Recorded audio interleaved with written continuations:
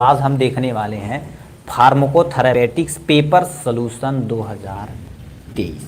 इसके पहले हम पेपर सॉल्यूशन 2024 चाहे वो हिंदी मीडियम हो चाहे इंग्लिश मीडियम हो पूरी तरह से हमने कवर कर लिया है।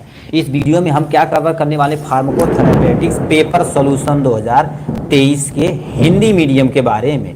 इसके पहले हम सब कुछ हम डिटेल में कवर अप कर लिए थे। किसको ठीक, फर्स्ट ईयर का जितना भी सेकेंड ईयर का जो तुम्हारे पास 2023 का जो भी इतना पेपर सॉल्यूशन था सबको कर लिए थे। इस वीडियो में पेपर सॉल्यूशन यानी आपका 2023 में पेपर कब हुआ था? 17/7/2023 को पेपर हुआ था। कब? 17/7/2023 को आपका पेपर हुआ था। ठीक है, अब इसको हम क्या करने वाले, पूरा डिटेल में स्लाइड करने वाले फार्माकोथेरेपेटिक्स के बारे में। ठीक, अब फार्माकोथेरेपेटिक्स, अब इसमें क्वेश्चन क्या पूछा हुआ, जैसे हर साल पूछा जाता वैसे ही पूछा जाता। ठीक है, कोड की बात की जाए 2609 आपके सामने कोड दिया गया। टाइमिंग की बात की जाए तो टाइमिंग वगैरह सब आप जानते हैं। सीधे मेन मुद्दे पर हम आते हैं। पार्ट ए और पार्ट बी, पार्ट सी, इसमें भी पार्ट यानी 3 ही होता है। ठीक, अब इसमें सबसे पहले पार्ट ए में टोटल कितने 7 क्वेश्चन रहते हैं कि नहीं, 6 क्वेश्चन को आपको अटेम्प्ट करना रहता है।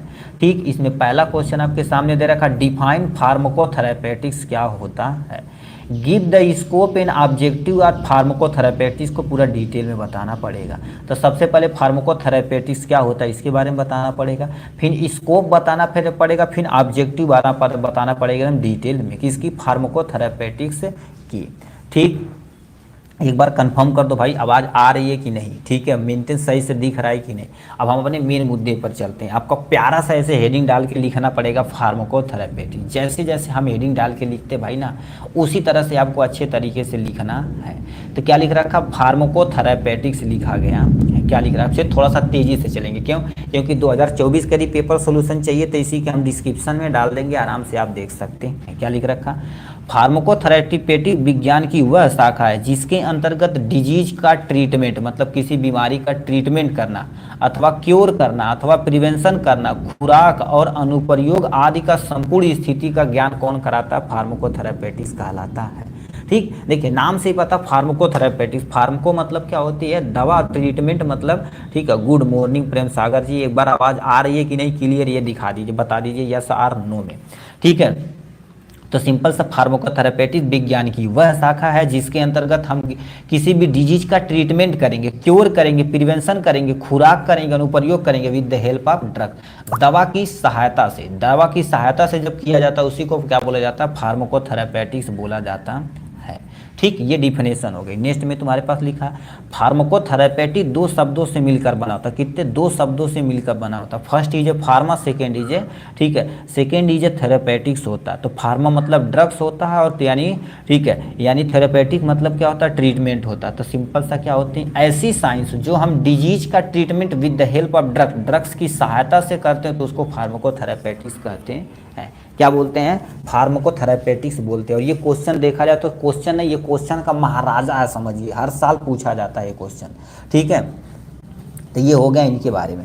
नेक्स्ट क्वेश्चन क्या पूछा, देखिए ये इंट्रोडक्शन हो गया। जिस तरह से क्वेश्चन पूछेगा उसी तरह से डिफाइन फार्माकोथेरेपेटिक्स, फिर स्कोप, फिर ऑब्जेक्टिव, बस काम खत्म हो जाएगा। जिस टाइप से हमसे क्वेश्चन पूछे उसी को एक्सप्लेन करना पड़ेगा। तो लिखा स्कोप ऑफ, ठीक है, स्कोप ऑफ फार्माकोथेरेपेटिक्स यानी कैसे क्षेत्र में करना है, तो किस किस क्षेत्र में कर सकते हैं। तो लिख रखा फार्माकोथेरेपेटिक्स को विभिन्न क्षेत्र में उपयोग किया जा सकता है। जैसे सबसे पहले यदि फार्माकोथेरेपेटिक्स पढ़ लिए तो कीमोथेरेपी में आप बढ़िया तरीके से कर सकते हैं।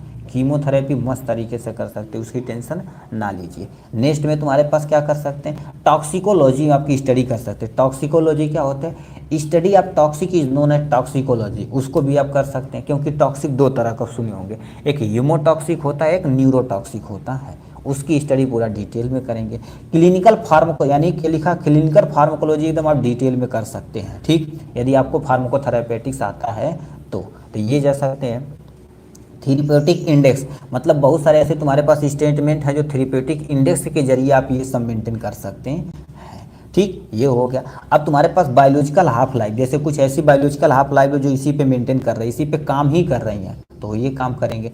ठीक, gene based therapy, gene based therapy क्या होती है, जैसे जीन है तो जीन के अंदर कोई मान लेते डिसऑर्डर है जीन लेवल पे, उस जीन को निकालेंगे, उसके अंदर हेल्दी जीन हम डाल देंगे, मतलब स्वस्थ जीन डाल देंगे, वो बंदा टन हो जाएगा।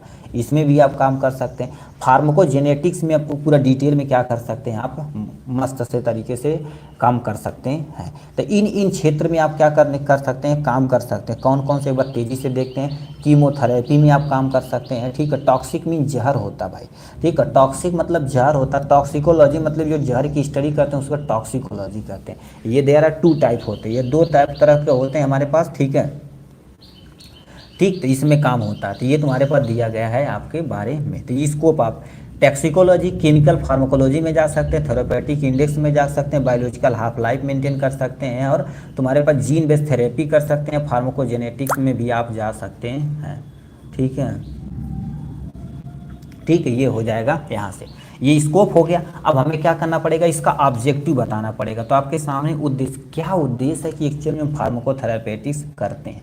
तो सबसे पहले इसका जो मेन उद्देश्य है दही, यानी सही नहीं, सब सही बोलना चाह रहे हैं, दही सुना जाए हो जा रहा है, ठीक है। तो यानी ड्रग्स का सही तथा उचित उपयोग सुनिश्चित करना, मतलब जो ड्रग्स होती है उसको सही से सही मात्रा में तथा उचित मात्रा में, ठीक है, सब कुछ मेंटेन करने की जिम्मेदारी आपकी होती है यदि फार्माकोथेरेपेटिक्स पढ़ लिए हैं तो।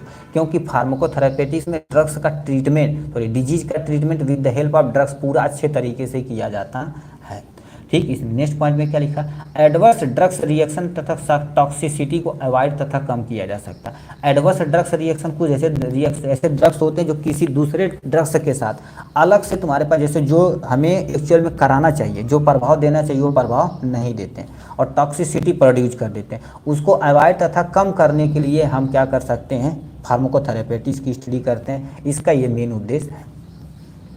मिनिमम कास्ट पर क्वालिटी तथा इफेक्टिव ड्रग्स और ड्रग्स प्रोवाइड कराना फार्माकोथेरेपेटिक्स की जिम्मेदारी है। इसका उद्देश्य क्या होता है कि कम से कम दाम पे, कम से कम दाम पे हम क्या कर सकते हैं, किसी भी डिजीज का अच्छे से हम क्या कर सकते हैं, क्योर किया जा सकता है। इसके अंतर्गत किया जा सकता है। पेशेंट को दवा का कॉम्प्लिकेशन को, ठीक है, यानी सुविधाओं को सूची, यानी क्या होगा, सुनिश्चित किया जाता है। मतलब बोला जाता है आपको दवा इतनी ही अमाउंट में लेनी है तो आप फिटिया जाएंगे, ठीक। ये सब इनको इन्फॉर्मेशन दिया जाता है, ठीक। फार्माकोथेरेपेटिक सेकेंड ईयर का भाई, ठीक है, ये होगा। फिर क्या देखा है, रिसर्च तथा साइंटिफिक नॉलेज द्वारा ड्रग्स करना। ऐसे नहीं कि किसी तरह से आप उपयोग करने के, नहीं, आप रिसर्च करेंगे, ठीक है, एकदम से अच्छे तरीके से नॉलेज बेस अच्छे से गेन करेंगे, तब जाके आपका क्या होगा, टोटल देखा जाए, ठीक, नॉलेज और ड्रग्स का तब जाके उपयोग करेंगे तो एकदम बेस्ट क्वालिटी का वो परफॉर्मेंस देगा आपको, ठीक। तो ये हो गया इन्हीं के बारे में। क्या था,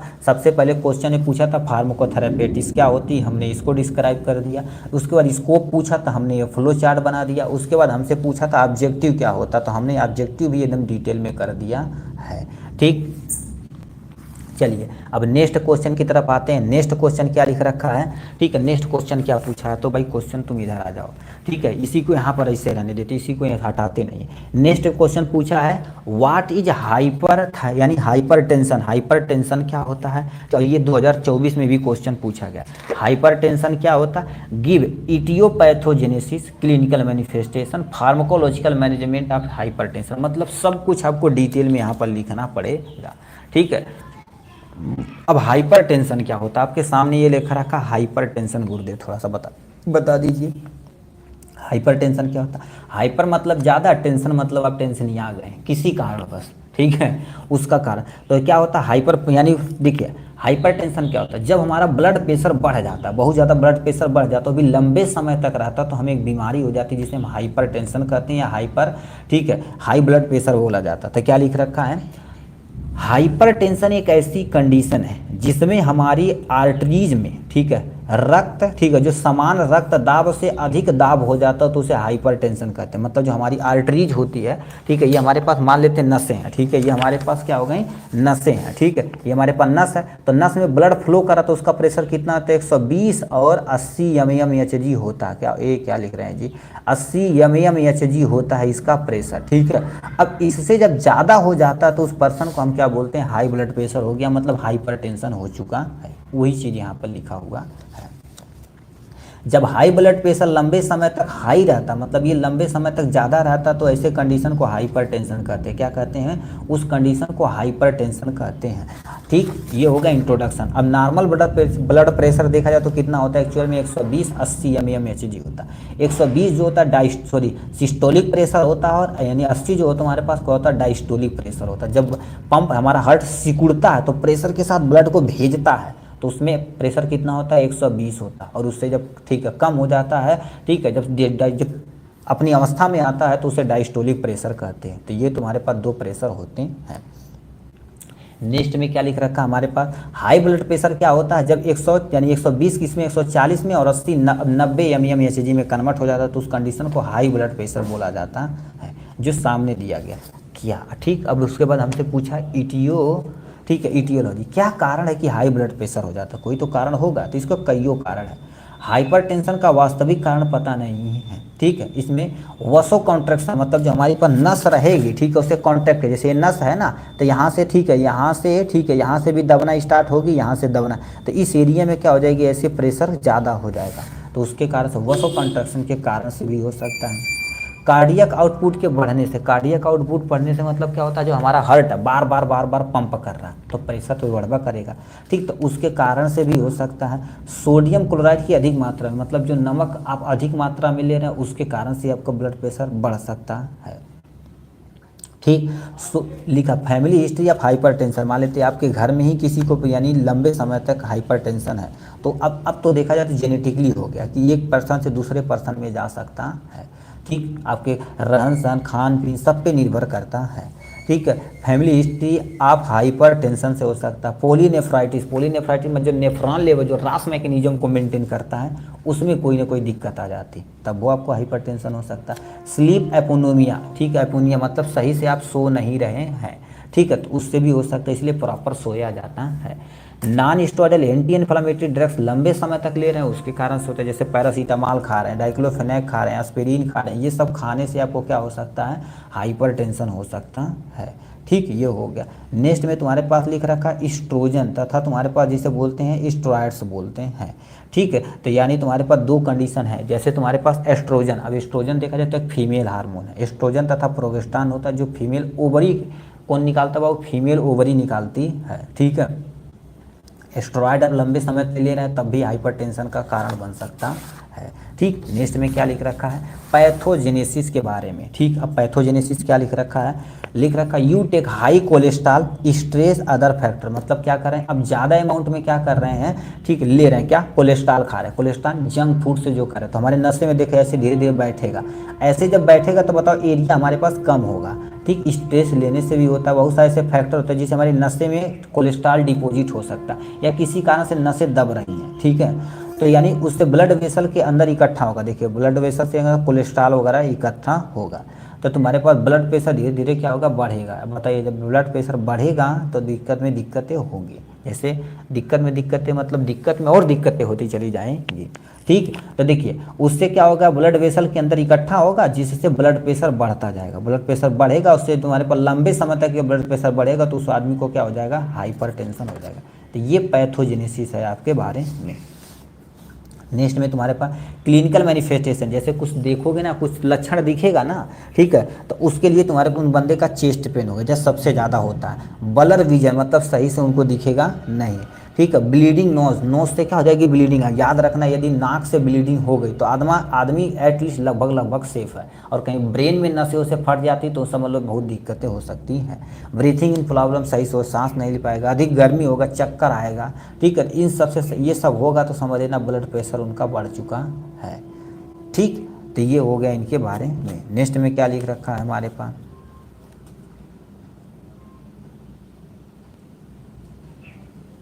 ठीक। नेक्स्ट में क्या लिख रखा, फार्माकोलॉजिकल मैनेजमेंट के बारे में बताना पड़ेगा। तो लिखा में सब डायूरेटिक का उपयोग करेंगे। डायूरेटिक में क्या करेंगे, जो हमारे यूरिनेशन के फ्लो को तेज कर दे, यूरिनेशन के फ्लो को जब तेज कर देगा, ठीक है, तो जाहिर सी बात हमारे रास मैकेनिज्म तेज होगी, ब्लड प्रेशर अपने आप मेंटेन हो जाएगा, ठीक है।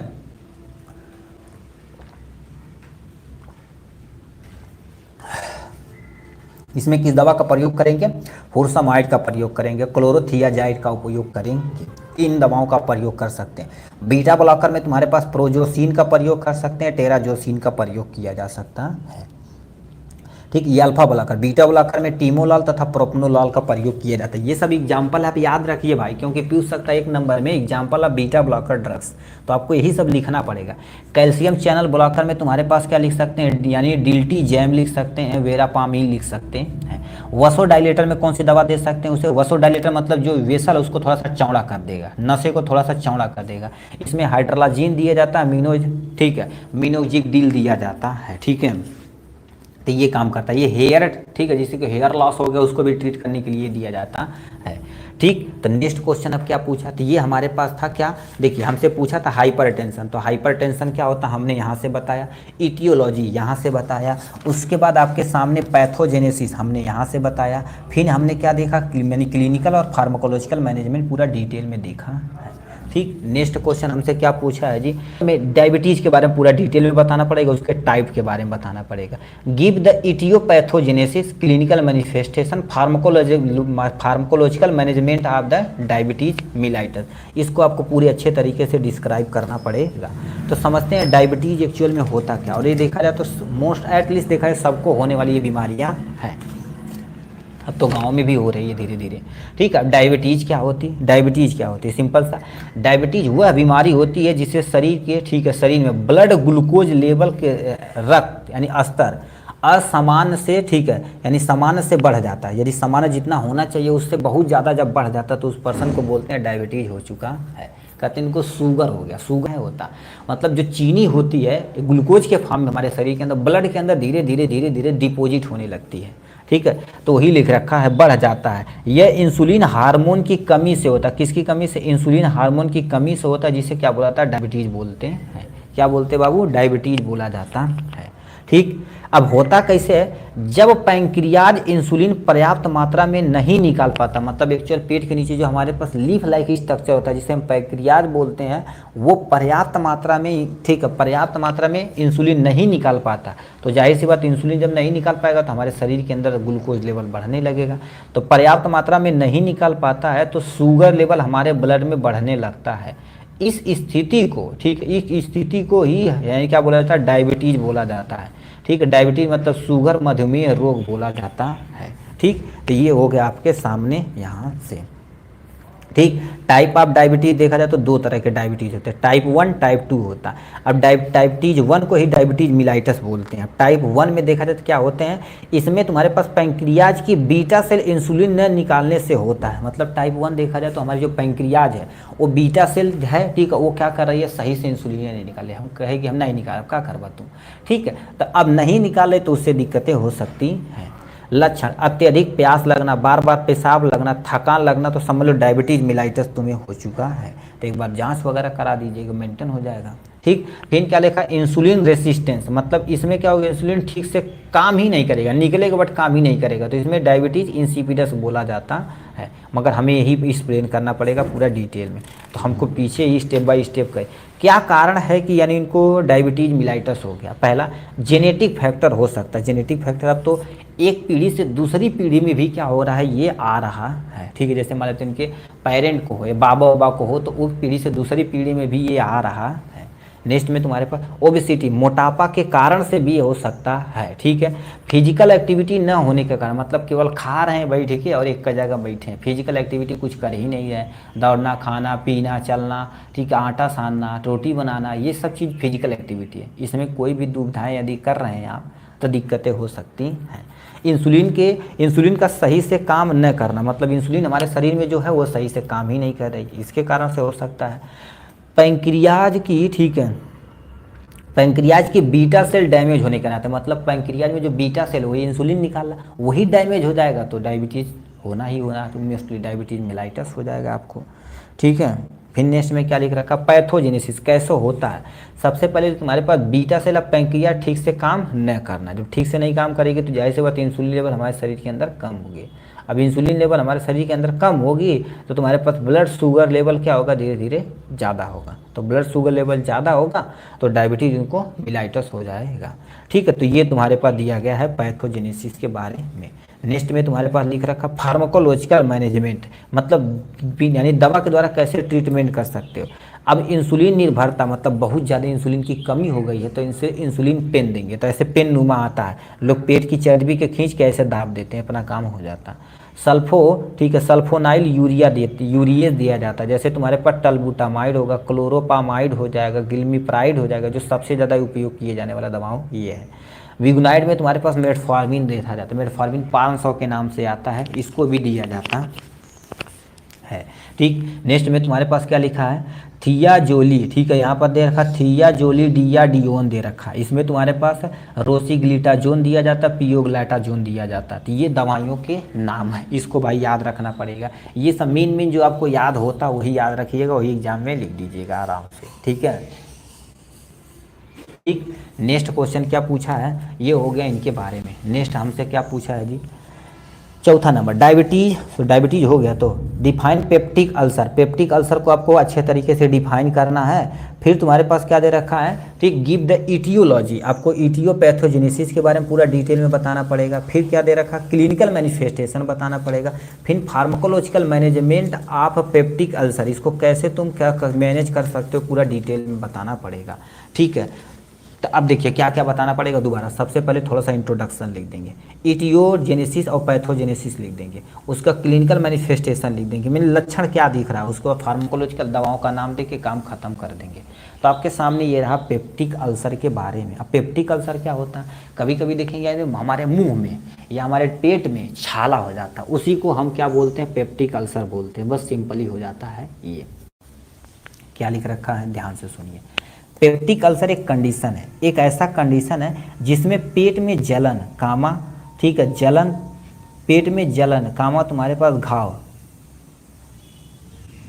ठीक है, घाव के साथ साथ छोटी आंत में भी घाव हो जाता है तो उसको क्या बोलते हैं, पेप्टिक अल्सर बोलते हैं। छोटी आंत में कैसे हो जाता है, छोटी आंत के जो पहला पार्ट होता है जिसे ड्यूडिनम बोला जाता है उसमें मोस्टली होता है, ठीक है। तो ये हो जाता है, सिंपल सा क्या होता है, पेप्टिक अल्सर एक ऐसी कंडीशन है जो पेट में जलन तथा घाव हो जाता है, उसके साथ साथ हमारी आंतें में भी थोड़ा सा सूजन वगैरह आ सकता है, घाव हो सकता है, तो समझ लो पेप्टिक अल्सर हो चुका है। पेप्टिक अल्सर का मुख्य कारण non steroidal anti inflammatory drugs है, ठीक है। यदि आप लंबे समय तक ऐसे दवा खा रहे हैं, कॉम्प्लान हो गया, पैरासीटामॉल हो गया, ये सब आप लंबे समय से खा रहे हैं केवल, तो आपको हो सकता है। लंबे समय तक एसिड रहेगा तब भी हो सकता है, आपको लंबे समय से एसिड रहेगा, बार बार रिफ्लेक्स करेगा, उससे भी हो सकता है। उत्पादन का मुख्य कारण है। इथियोजेनेसिस तुम्हारे पास क्या होता है, इथियोपैथोजेनेसिस के बारे में आपको बताना पड़ेगा, मतलब क्या कारण है कि इनको भाई डायबिटीज हो गया, सॉरी पेप्टिक अल्सर हो गया। हेलिकोपाइलोरी बैक्टीरिया के कारण, ये तरह का बैक्टीरिया होती है जो हमारे पेट की लाइनिंग को खाती है, इससे बहुत सारी दिक्कतें होती हैं। Non steroidal anti inflammatory drugs प्रयोग कर रहे हैं, जैसे एस्पिरिन होगा, पीसीएम होगा, और हमारे पास डाइक्लोफेनेक होगा, ये दवाइयाँ आप लंबे समय तक प्रयोग करेंगे तो दिक्कत हो सकती है।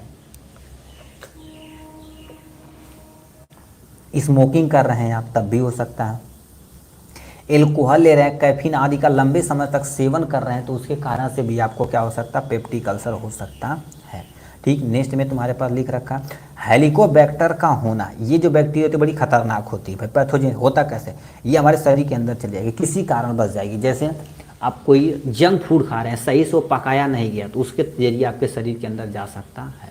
जैसे चाट चाउमीन फुल्की बर्गर खाते तो ऊपर से भी देखो लोग जान डाल देते हैं, पत्ता गोभी, तो वो सारी चीज़ें से आप जा सकती है। देखो कितना खतरनाक टाइप में भाई, ठीक। तो यानी अब वो अंदर चला गया तो कॉजेज इन्फ्लामेशन, सूजन करेगा, जब सूजन हो जाएगा तो जाहिर सी बात मैकेनिज्म क्या हो जाएगी, धीरे धीरे डैमेज होगी, जब मैकेनिज्म धीरे डैमेज होगी तो जाहिर सी बात अल्सर कॉजेज हो जाएगा, ठीक है। तो इन्फ्लामेशन, सूजन सब हो गया, घाव हो जाएगा, अपने आप अल्सर हो जाएगा। तो ये तुम्हारे पास पैथोजेनेसिस दिया गया है। नेक्स्ट में तुम्हारे पास लिखा साइन एंड सिम्टम्स के, आप क्लिनिकल फार्मेसी यानी क्लिनिकल फार्मेसी के बारे में क्या देखा। सबसे पहले क्या क्या लक्षण दिखेगा, क्या क्या दिखेगा, मतली होगी तथा उल्टी महसूस होगी, उतली यानी उल्टी टाइप में आपको महसूस होगी। नेक्स्ट में पेट में आपको तगड़ा जलन होगा, ठीक। फिर क्या दे रखा है, यानी गैस लंबे समय तक, यदि लंबे समय तक गैस रहेगा, ठीक है, गैस लंबे समय तक रहेगा तो उससे दिक्कतें हो सकती हैं, भूख में कमी हो जाएगी। इन सब के कारण से आपको क्या हो सकता है, पेप्टिक अल्सर कॉजेज हो सकता है, ठीक। नेक्स्ट में क्या लिख रखा है, फार्माकोलॉजिकल मैनेजमेंट, दवा के द्वारा कैसे तुम ट्रीट कर सकते हो। तो इसमें प्रोटॉन पंप इनहिबिटर में, जैसे पीपीआई के नाम से जानते हैं, इसमें क्या हो जाता है, लिखा है पेरिलोसेक, या तुम्हारे पास प्रीवासिड, या तुम्हारे पास दे सकते हैं एसिफेक्स दे सकते हैं। तो ये सब दवाइयों के नाम है, ये दे सकते हैं। यानी H2 ब्लॉकर में जेंटेक हो गया, यानी एक्जाइड हो गया, यानी पेप्साइड हो गया, और टेपा, ठीक है, टेगामेट हो गया। तो ये सब दवा आप दे सकते हैं। नेक्स्ट में तुम्हारे पास एंटासिड में calcium hydroxide, magnesium hydroxide, pantoprazole, ranitidine, ये सब भी आप दे सकते हैं, राइबाप्राजोल वगैरह।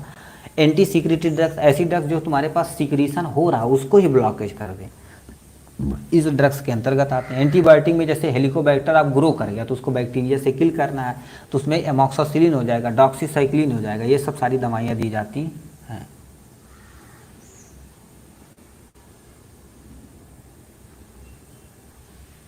ठीक है, तो ये हो गया आपका टोटल क्वेश्चन का आंसर। नेक्स्ट पे चलते हैं बाबू, क्या दे रखा है।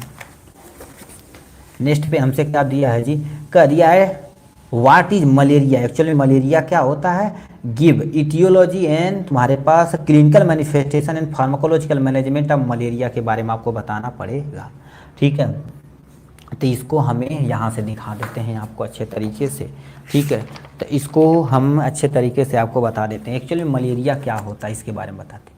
मलेरिया बहुत सारा सुने होंगे, कहते हैं उनको मलेरिया बुखार हो गया यार, डेंगू बुखार हो गया, सब सुने होंगे। तो मलेरिया एक खतरनाक जानलेवा बीमारी है जो संक्रमित मादा एनाफिलिस मॉस्किटो को काटने से फैलता है। मतलब आपके अगल बगल तुम्हारे पास जो प्लाज्मोडियम स्पीसीज हैं, तो ये मच्छर उसको खाएंगे और हमारे ब्लड में लाके इंजेक्ट करा देंगे, या किसी इन्फेक्टेड पर्सन से हेल्दी पर्सन में ट्रांसफर करा देते हैं, ऐसे भी कर सकते हैं।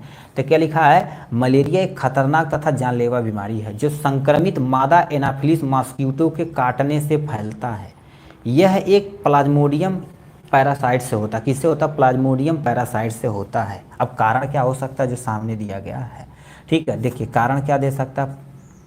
ठीक है, causative agent, causative agent of malaria is the protozoan parasite of the genus Plasmodium होता है। ये देखा जाए तो जीनस प्लाज्मोडियम के अंतर्गत से बहुत सारी चीज़ों को मेंटेन करता है। ठीक, मेंटेन करता मतलब प्लाज्मोडियम स्पीशीज डिजीज कॉजेज करता, मेंटेन क्या करेगा ये प्लाज्मोडियम। इसमें अब तुम्हारे पास कॉजेटिव एजेंट में कौन कौन है, मलेरिया को करने वाले, प्लाज्मोडियम मलेराई हो गया, प्लाज्मोडियम वोवेल हो गया, प्लाज्मोडियम विवैक्स हो गया, प्लाज्मोडियम फैल्सीपेरम हो गया।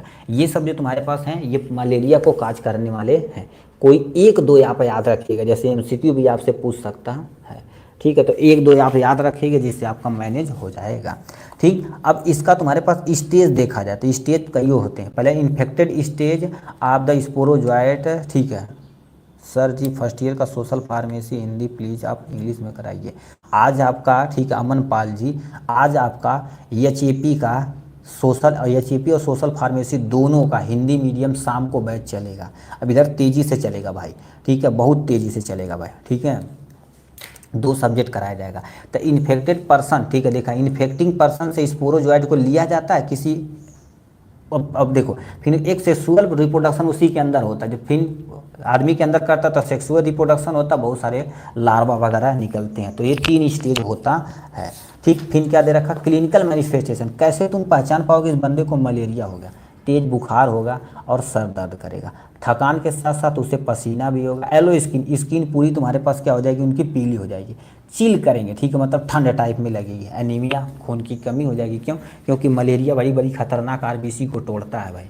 ठीक है, तो ये हो जाएगा आपके बारे में। नॉन फार्माकोलॉजिकल मैनेजमेंट में देखा जाए तो बिना दवा कैसे ट्रीट कर सकते हैं। सबसे पहले मच्छरदानी का प्रयोग करेंगे, खेसारी गाना चला देंगे, लगा के मच्छरदानी रजऊ ठीक है, तो ये गाना सुना देंगे, फिर मर्दानी लगा सो जाएंगे। ठीक, विंडो तथा डोर को बंद करके रखेंगे, क्यों, क्योंकि इन्हीं से मॉस्किटो आते हैं। अपने त्वचा को यानी कवर करेंगे, चाहे चट्टा ओढ़ लेंगे बोरा ओढ़ लेंगे, मच्छर काटने नहीं पाए, मतलब स्किन को सिंपली देखा जाए तो ढक के रखना है। ठीक है, या खतरनाक टाइप में वो रसाली नहीं होता है, लपेटुआ पेटुआ, वो सब लपेट लेंगे, चट्टा लपेट देंगे, सबसे बढ़िया। ठीक है, हो जाता है।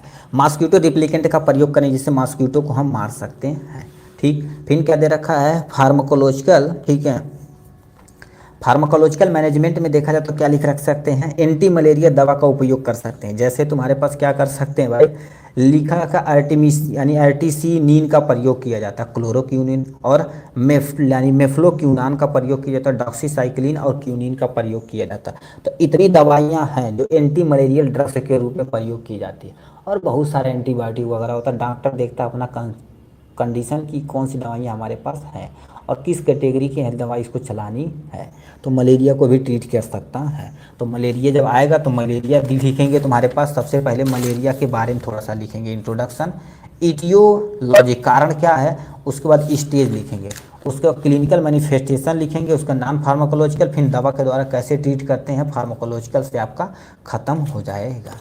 ठीक, नेक्स्ट क्वेश्चन क्या पूछा है भैया, नेक्स्ट में क्या दे रखा है, डिफाइन डर्मेटोलॉजी। डर्मेटोलॉजी डिफाइन करना, गिव द इटियोपैथोजेनेसिस, इटियोपैथोजेनेसिस बताना पड़ेगा आपको। उसके साथ साथ हमें क्या बताना पड़ेगा, क्लिनिकल मैनिफेस्टेशन बताना पड़ेगा, और फार्माकोलॉजिकल मैनेजमेंट ऑफ द, ठीक है, सीरोसिस के बारे में पूरा डिटेल में बताना पड़ेगा। ठीक है, तो ये पेपर सोल्यूशन जो है, ठीक है, पेपर सोल्यूशन आपका कितने में है, ठीक है, इसको बताना पड़ेगा। ठीक है, तो सबसे पहले डर्मेटोलॉजी के बारे में बताना पड़ेगा, फिर सिरोसिस को एक्सप्लेन करिए। अब डर्मेटोलॉजी गुरुदेव क्या होता है, देखिए, लॉजी मतलब स्टडी, डर्मा मतलब स्किन होता, कहते हैं डर्मी कूल लगा दिया, मतलब ऐसा पाउडर लगाएं जो स्किन को कूल कर देता है। ठीक है, तो डर्मेटोलॉजी एक तरह की ऐसी स्टडी होती है जिसमें स्टडी करते हैं कि इसकी स्किन के और स्किन पे होने वाले बीमारी के बारे में स्टडी करते हैं। तो क्या लिख रखा, डर्मेटोलॉजी, डर्मेटोलॉजी मेडिकल साइंस की वह शाखा है जो त्वचा या त्वचा संबंधी रोगों को निदान, कामा उपचार और रोकथाम का स्टडी करते हैं, उसे डर्मेटोलॉजी कहलाते हैं। मतलब उसका केयर कैसे करना है, यदि कुछ बीमारी हो गया तो उसकी स्टडी सब कुछ कौन करता है, डर्मेटोलॉजिस्ट करते हैं। इसमें होने वाली कौन कौन सी बीमारियां हो सकते हैं, इससे होने वाली बीमारियां जैसे तुम्हारे पास सिरोसिस होता है, स्कैबिस हो सकता है, एक्जेमा हो सकता है, स्किन डिसऑर्डर हो सकता है। तो ये सब बीमारियां किसके अंतर्गत ट्रीट की जाती हैं आपका, ठीक है, ट्रीट जो की जाती हैं सब कुछ डर्मेटोलॉजी के अंतर्गत की जाती हैं। इंट्रोडक्शन हो गया, फिर हमें क्या करना पड़ेगा, सिरोसिस के बारे में, सिरोसिस के बारे में पूरा डिटेल में आपको लिखना पड़ेगा। जिस तरह से क्वेश्चन पूछेगा उसी तरह से आपको लिखना पड़ेगा। क्वेश्चन एक बार दोबारा हम आपको दिखाते हैं। देखिए, सबसे पहले क्या रखा, डर्मेटोलॉजी क्या होता है, ये इटियोपैथोजेनेसिस मतलब सिरोसिस को डिटेल में तुम बता दो, बस काम खत्म। तो आपके सामने लिख रखा, सिरोसिस एक स्किन प्रॉब्लम है, यानी त्वचा में होने वाली एक तरह की बीमारी है। सिरोसिस एक ऑटो इम्यून क्रोनिक कंडीशन है, इसमें स्किन सेल जल्दी से यानी बिल्डअप करके, ठीक है, बिल्डअप करके अपने आप को थिक कर लेती हैं, थोड़ा सा मोटा टाइप में कर देती हैं, जिसके स्किन की परत पर रेड पैचेज आ जाती है। क्या कर देती है, रेड पैचेज हो जाती हैं। अब ये रेड पैचेज हो जाती हैं तो उसी कंडीशन को हम क्या बोलते हैं, एक्चुअल में सिरोसिस बोला जाता है। सिरोसिस में पूरा शरीर रेड पैचेज को देखने मिलता, कभी कभी एक छोटे से एरिया पे देखने को मिलता है या कभी कभी पूरी शरीर पे होने लगता है। अब एक्चुअल में कारण क्या है, यानी स्किन इंजरी, मतलब कहीं स्किन आपका इंजर्ड हो गया तो उसके कारण से हो सकता है। स्ट्रेप्टोकोकल इन्फेक्शन से हमारा इम्यून का यानी इम्यून का डैमेज हो गया। स्ट्रेप्टोकोकल तुम्हारे पास ये तुम्हारे पास इन्फेक्शन है, ये होगा तो हमारी स्किन पे डैमेज जो करेगा, ये स्किन इन्फेक्शन करेगा, वहाँ पर जो इम्यून है उसको डैमेज कर देगा। इम्यून को डैमेज करेगा तो जाहिर सी बात अपना अटैक कर देगा। कभी कभी सनलाइट बर्न होती है, सनलाइट बर्न कभी कभी देखेंगे बहुत तगड़ा स्किन धूप होता है, उससे हो सकती है। इमोशनल स्ट्रेस, इसीलिए प्रॉपर अमाउंट में पानी पीना चाहिए आपको, स्ट्रेस ना लेना चाहिए, क्योंकि स्ट्रेस से होने वाली बहुत सारी बीमारियां हो जाती हैं। ठीक है, तो ये तुम्हारे पास हो जाएगा यहाँ से इटियोलॉजी के। ट्रीटमेंट देखा जाए तो तुम्हारे पास क्या होगा, नॉन फार्माकोलॉजिकल, बिना दवा कैसे उपचार कर सकते हैं। प्रॉपर साफ सफाई रखेंगे, त्वचा को पूरा धुल उल के रखेंगे, बढ़िया से नहाएंगे, दिन भर में बाहर आएंगे ठीक है, साबुन का प्रयोग जगह सरफ प्रयोग करेंगे, ईंटा से रगड़ रगड़ के धोएंगे, मतलब साफ रखेंगे किसी तरह से। ठीक है, यह बर्तन धोने वाला स्टील ब्रश से मार देने से गोरहर हो जाएंगे, करिक्की आदमी तुरंत गोरहर हो जाएंगे ठीक है, तो ये हो जाता है स्किन। ठीक है,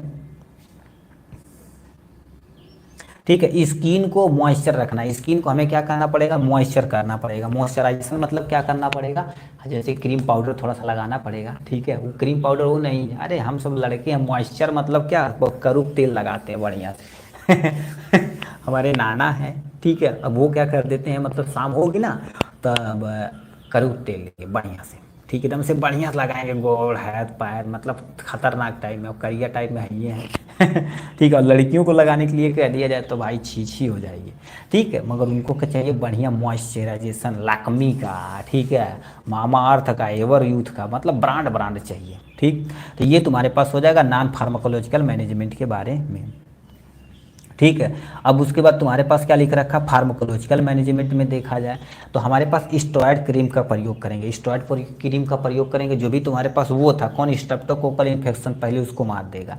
एंथ्रालिन क्रीम का प्रयोग करेंगे, ठीक है, स्किन सेल को ग्रोथ करने में ये मदद करता है। ठीक है, लिख रखा है मेथाट्रैक्जेट के बारे में, हम अच्छे तरीके से देखेंगे।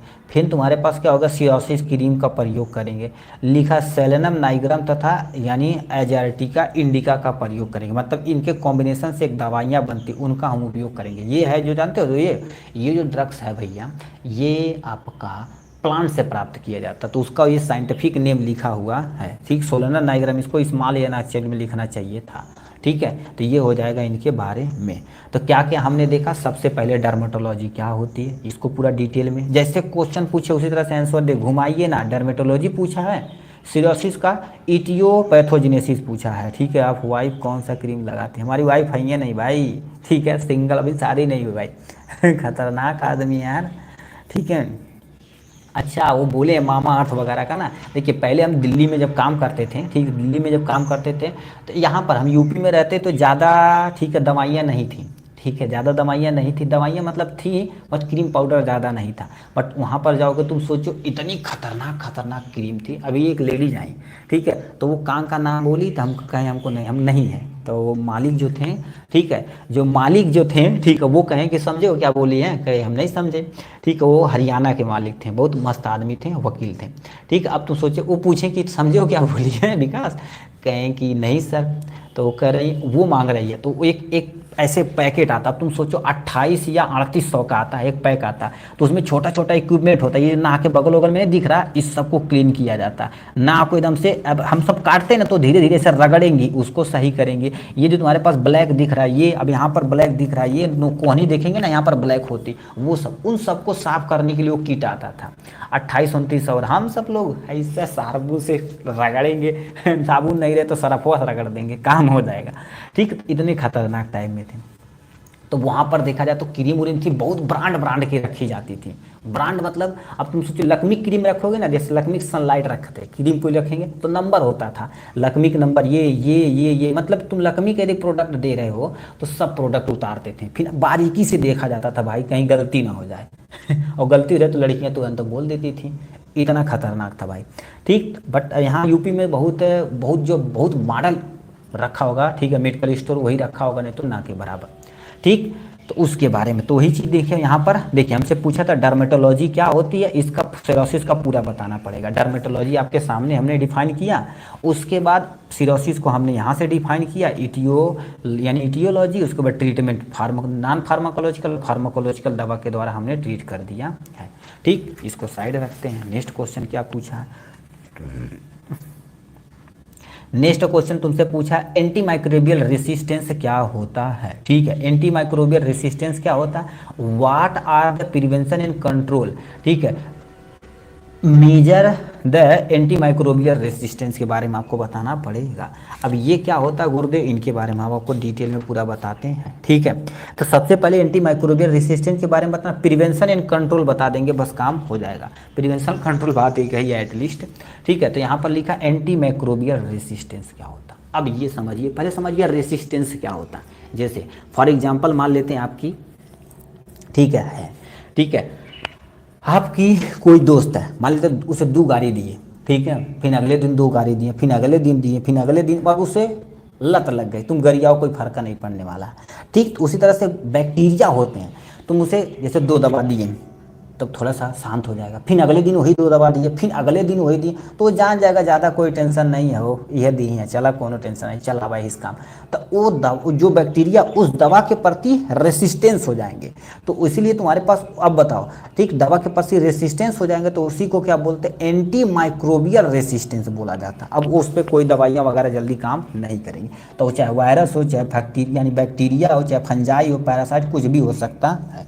तो लिखा एंटी माइक्रोबियल रेसिस्टेंस एक तरह की दवा है जो माइक्रो ऑर्गेनिज्म, चाहे बैक्टीरिया हो, चाहे वायरस हो, चाहे फंजाई हो, चाहे पैरासीटा, ठीक है सॉरी पैरासाइट हो, पैरासीटामॉल बोले जा रहे हैं, के बिहेवियर के संपर्क में आने पर उसे, ठीक है, बदल देता है। उन्हें एंटी माइक्रोबियल रेसिस्टेंट ड्रग्स बोलते हैं। अब वो दवा तो खतरनाक टाइप में काम करेगी, ठीक है, तो उसके लिए स्ट्रांग दवा प्रयोग की जाती है।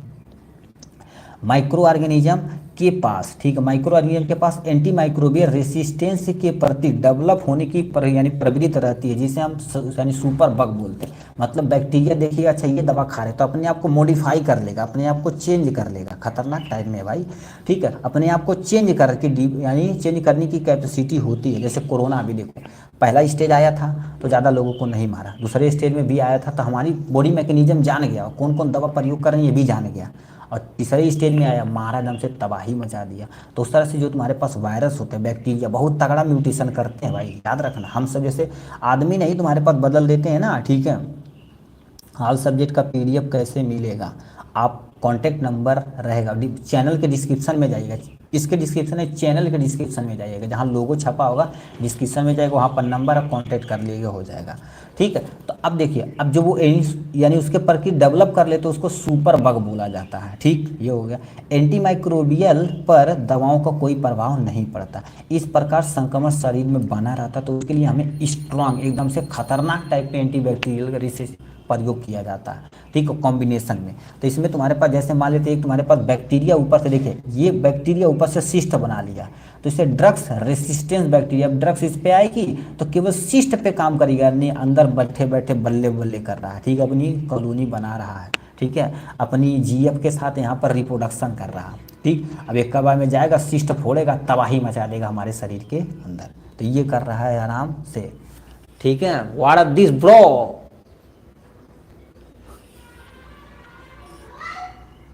ठीक है। नॉन रेसिस्टेंस बैक्टीरिया तुम्हारे पास हो जाएंगे, ठीक है, नॉन रेसिस्टेंस हो जाएंगे, ठीक है। अब नॉन रेसिस्टेंस में देखो बैक्टीरिया है या नहीं, ठीक है, इसमें कुछ भी दिक्कत नहीं है, ठीक, तो वो बोला जा रहा है। तो ये देखा जाए तो 3 तरह के होते हैं। सबसे पहले तुम्हारे पास ड्रग्स में देखा जाए तो मल्टी ड्रग्स रेसिस्टेंस होते हैं, मतलब इसमें तुम कईयों दवा दोगे तब जाके वो, ठीक है। अब मल्टी ड्रग्स में देखा जाए तो अपने यहाँ जो इंडिया में सबसे ज़्यादा डर लगता है, क्यों, क्योंकि यहाँ पर डॉक्टर बोलेगा 10 दिन दवा खुराक खा लेना, 4 दिन खाई ना फिटिया गए ना, कुछ तो ना बेलवा मार दे, अब क्या करें दवाई खाई, तो बताओ हमारी बैक्टीरिया रेसिस्टेंस होगा, फिर 1 महीना बाद मारेगा, फिर खाएंगे हफ्ते दिन, फिर मारेगा, फिर तो उसी तरह से रेसिस्टेंस हो जाएगा, मल्टी ड्रग्स लेते चले जाएंगे, ठीक। तो इसलिए हमें 1-2 दिन दवाइयाँ मेडिकल स्टोर से लेके खानी चाहिए, नहीं सही हो तो किसी अस्पताल में दिखाइए, जांच वगैरह करा के लीजिए। एक्सटेंसिव ड्रग्स रेसिस्टेंस लेंगे और पैन ड्रग्स, ठीक है, पैन ड्रग्स रेसिस्टेंस हो जाएंगे। तो ये तुम्हारे पास ड्रग्स यानी टाइप होते हैं, जो 3 तरह के होते हैं, कौन, मल्टी ड्रग्स रेसिस्टेंस होते हैं, एक्सटेंसिव ड्रग्स रेसिस्टेंस होते हैं, और पैन ड्रग्स रेसिस्टेंस होते हैं, ठीक है। तो ये हमारे पास हो जाएगा आराम से। अब प्रिवेंशन अथवा कंट्रोल, रोकथाम कैसे कर सकते हो, जिसमें क्या करेंगे, लिखे इस स्थिति में 2 या 2 से अधिक कॉम्बिनेशन ड्रग्स का उपयोग करेंगे, एक नहीं 2-2, 3-3 दवा का कॉम्बिनेशन यूज करते हैं। जैसे ये में देखिए क्या, MRSA, यम से तुम्हारे पास मेथिसिलिन हो जाएगा, ठीक है, मेथिसिलिन हो जाएगा। देखिए इस कैटेगरी की दवा देखा जाए तो मेथिसिलिन में अब क्या क्या हो सकता है, मेथिसिलिन में लिख रखा ऑक्सासिलिन, ओफ्लैक्सासिन ऑक्सासिलिन है, और ऑक्सासिलिन में देखा जाए तुम्हारे पास स्ट्रेप्टोकोकल, जो तुम्हारे पास ओरियन होते हैं, ये खतरनाक बैक्टीरिया होते हैं, इसको ये किल कर देता है भनने से, ठीक। VRE जिसे हम क्या बोलते हैं, वेनाकोमाइसिन, वेनाकोमाइसिन में इंट्रोकोकाई, जो इंट्रोकोकाई बैक्टीरिया होती है, जो कोकाई शेप की होती है, उसको ये ट्रीट करता है, ठीक। PRSP जिसे पेनिसिलिन लेते, ये सबसे तगड़ी दवा थी, स्ट्रेप्टोकोकस न्यूमोनिया। अब ये खतरनाक, अब ये सब यदि प्रयोग कर लेंगे ना भाई, तो समझ लो बैक्टीरिया को मारना तय है, और ये रेयर कंडीशन में प्रयोग किया था, और ये महंगी आती है भाई, ठीक है, ये सब जो दवाइयाँ होती है बहुत महंगी आती हैं, ठीक है। ये हो जाएगा यहाँ से, ठीक। फिर नेक्स्ट में तुम्हारे पास क्या दिया है, अब हम देखा जाए तो इस तरह से टोटल हमने क्या कर दिया, पार्ट ए के पूरे हर एक क्वेश्चन को डिस्क्राइब कर दिया। फार्माकोथेरेपेटिक्स क्या होता है, हाइपरटेंशन क्या होता है, डायबिटीज, मिलाइटस, अल्सर, मलेरिया और डर्मेटोलॉजी, और ठीक है लिखा एंटी माइक्रोबियल रेसिस्टेंस, पूरी तरह से हमने कवर कर लिया है। अब इधर हम और तेजी से चलते हैं सर, ठीक, पेमेंट के बारे में ना पूछिए, आप व्हाट्सअप करिएगा तो हम आपको दे देंगे, ठीक है, पूरी तरह से हम आप वहाँ से सारी सुविधाएं बता देंगे। अभी यहाँ पढ़ा लेने दीजिए थोड़ा सा, ठीक है। पार्ट बी में तुम्हारे पास क्या होगा, टोटल 11 क्वेश्चन रहते हैं कि नहीं, 10 क्वेश्चन को अटेम्प्ट करना रहता है। अब इसमें पहला question, what do mean by the evidence based medicine क्या होती है, इसका इंपॉर्टेंट क्या होता है, इसके बारे में बताना पड़ेगा। एविडेंस बेस्ड मेडिसिन गुरुदेव क्या होती है, इसके बारे में थोड़ा सा नॉलेज दे दिए, इसकी टेंशन नहीं लिए। कभी सुने हैं सर जी, कहाँ सुने हैं ठीक है, सुने होंगे कि कोई दवा है, ठीक है, कोई दवा है। अब देखिए दवा को छोड़िए तुम, ठीक है, ये हमारे पास मान लेते हैं ये पेन है। अब हमें पेन है ये आपका है बट हम ले लिए, तो कहेंगे तुम्हारे पास कहाँ साबुत भाई तुहार है, तो आप बताएंगे अच्छा ये चीज़ इसमें किए हैं, ये हमारा पास है, ये करते किए हैं, इससे हम इतना लिखें, इतनी स्याही, इतने रुपए खरीदें, इसमें ये चीज़ है, ये इस कंपनी का, सब कुछ बताएंगे। तो उस तरह से दवाइयाँ भी हमारे शरीर के हमारे ऊपर होती हैं, हमारे यहाँ दवाइयाँ भी होती हैं जिस पे बहुत सारे रिसर्चर, बहुत सारे डेवलपमेंट, बहुत सारे डॉक्टर अपने आप को, ठीक है, या किसी मरीज के ऊपर दवाइयाँ देकर हम क्या कर देते हैं, एक एविडेंस पैदा कर लेते हैं कि ये जो एक्चुअल में दवाइयाँ इस डिजीज के लिए सबसे सूटेबल दवाइयाँ है। तो वही को क्या बोला जाता है, ठीक है, एविडेंस बेस्ड मेडिसिन बोला जाता है। लिखा है यह हेल्थ रिलेटेड एक व्यक्तिगत दृष्टिकोण है जो मरीजों की देखभाल के लिए सर्वोत्तम उपलब्ध साक्ष्य, देखो साक्ष्य उपयोग करता है। साक्ष्य मतलब हमें पूरा प्रमाण मिल जाता है कि ये जो दवाइयाँ हैं इस डिजीज के लिए सबसे सूटेबल है, ठीक है। इसे EBE, ठीक है, EBM के नाम से जानते हैं, ठीक है, ठीक है, ये तुम्हारे पास होता है, ठीक है, तो ये हो जाता है। अब क्या लिख रखा है, दोबारा हम पढ़ते हैं, यह हेल्थ केयर, ठीक है, यह हेल्थ केयर क्या ले दी है जी, हेल्थ रिलेटेड एक व्यवस्थित दृष्टिकोण है जो मरीजों के देखभाल के लिए सर्वोत्तम उपलब्ध साक्ष्य के रूप में उपयोग किया जाता है, जिसे हम एविडेंस बेस्ड मेडिसिन कहते हैं। एविडेंस बेस्ड मेडिसिन ये सुनिश्चित करता है कि उपचार इफेक्टिव होना चाहिए, नेवर साइंटिफिक आधारित, और क्या न्यूअर मतलब नया साइंटिफिक रीजन दिया गया, अप्रूवल दिया गया कि इस पे हम बहुत सारा रिसर्च किए और ये दवाइयाँ बहुत ही सूटेबल है। और ये सब जो बनाती है एविडेंस मेडिसिन है, तो बहुत अच्छी जो कंपनियाँ होती हैं, ठीक है, उसमें त्रुटियाँ ना के बराबर होती, तो वो दवा इस कैटेगरी के अंतर्गत रखी जाती है, ठीक। ठीक है, यह हेल्थ को लगातार प्रभावी देखभाल प्रदान करने में सहायता करती है और बहुत सूटेबल ये दवाइयाँ होती हैं, ठीक है। ये ब्रांड दवाइयाँ बनाती हैं। अब तो देखा जाए तो बहुत सारे जेनरिक दवाइयाँ आ गई। अभी तो वो आए हैं ये जो मार्केट वाले नेटवर्किंग वाले प्रोडक्ट दिखा के बेच रहे हैं, भैया ये हमारा है तो अमृता खाला, पूरा आयुर्वेदी है, मतलब एकदम से घटिया क्वालिटी, ठीक है, घटिया क्वालिटी का एकदम से लुल लेवल पे। अरे आपको बेचना है तो किसी दुकान पे रखिए, आदमी यूज करेगा, अपने आप होगा, प्रचार प्रसार करवाइए, नहीं लोगों को कहेंगे सर आप 2 आदमी हमसे जोड़िए, 3 आदमी हमसे जोड़िए, ये जोड़ेगा इतना परसेंटेज आएगा, एकदम से बकचोदी वाला काम है ठीक है। एक लोग हमारे पास भी आए थे, मतलब आधा 1.5 घंटा 1 घंटा तो कम से कम समझाइबा किए थे, मतलब कुछ। अब वो कह रहे थे हम 2 साल में लगभग 2.5 लाख रुपया कमा लिए। अरे भाई 2 साल में 2.5 लाख रुपया तुम कमा लिए, यहाँ तो लेबर 2 साल मतलब 2.5 लाख तुम करे थे 2020 उसमें 20 या 22 में जुड़े थे। अब तुम सोचो 2-3 साल में 2-2.5 लाख रुपया कमा लिए, क्या कमा लिए कि 10,000 रुपया तो महीना हुआ, उतना तो इधर लेबर कमा लेता है, ठीक है। और प्रोडक्ट दुनिया भर का एकदम से अपने आप को मेंटेन रखेंगे, टाई बेल्ट जूता पॉलिश लगा के हैं, ठीक, खून खौल जाता देखते हुए, इतने खतरनाक लोग रहते हैं, ठीक है। तो ये तुम्हारे पास हो जाएगा यहाँ से। अब इम्पोर्टेंट हमें बताना पड़ेगा, क्यों जरूरी है, वैज्ञानिक आधारित दवाइयाँ, क्योंकि वैज्ञानिक इस पर बहुत सारा रिसर्च कर चुके हैं। बेहतर रोगी बेहतर रोगी देखभाल के लिए उपयोग किया जाता है। जोखिम में कमी होती, क्योंकि बहुत सारा इस पर रिसर्च किया गया है, ये जिसमें ना के बराबर जोखिम होता है, ठीक। मिनिमम कास्ट इफेक्टिव, मतलब जो पैसा लगता है थोड़ा सा, ठीक है, यानी तुम्हारे पास कास्ट इफेक्टिव भी होता है। ये इफेक्टिव तथा ट्रांसपेरेंसी होना चाहिए। ट्रांसपेरेंसी मतलब ये नहीं कि खा ला, अरे चेक कर लिया देखे हो कि नहीं, इसमें क्योंकि इसमें बहुत सारा सूटेबल चीज़ें होती हैं और ज़्यादा इफेक्टिव। ट्रांसपेरेंसी मतलब आप देख सकते हैं या पूछ सकते हैं किसी भी चीज़ पर, टोल फ्री नंबर वगैरह बहुत सारा होता है, ठीक। और एक बार जो यूज किया उससे भी आप पूछ सकते हैं। तो ये तुम्हारे पास एविडेंस बेस्ड मेडिसिन का इंट्रोडक्शन था और ये इंपॉर्टेंट था। यही हमसे देखिए क्वेश्चन पूछा था, जो क्वेश्चन पूछे उसी को बताइए आप, इसका मतलब क्या होता है, इंपॉर्टेंट, बस काम खत्म, ठीक। नेक्स्ट क्वेश्चन क्या पूछ दिया हमसे, नेक्स्ट क्वेश्चन हमसे पूछ दिया हाइपरलिपिडीमिया क्या होता है। ठीक है, अब हाइपरलिपिडीमिया गुरुदेव थोड़ा सा बता दीजिए। ठीक है, तो इनको हम कैसे क्या कर देंगे, इसका क्लिनिकल मैनिफेस्टेशन नहीं लिखे क्या, चलो कोई टेंशन नहीं।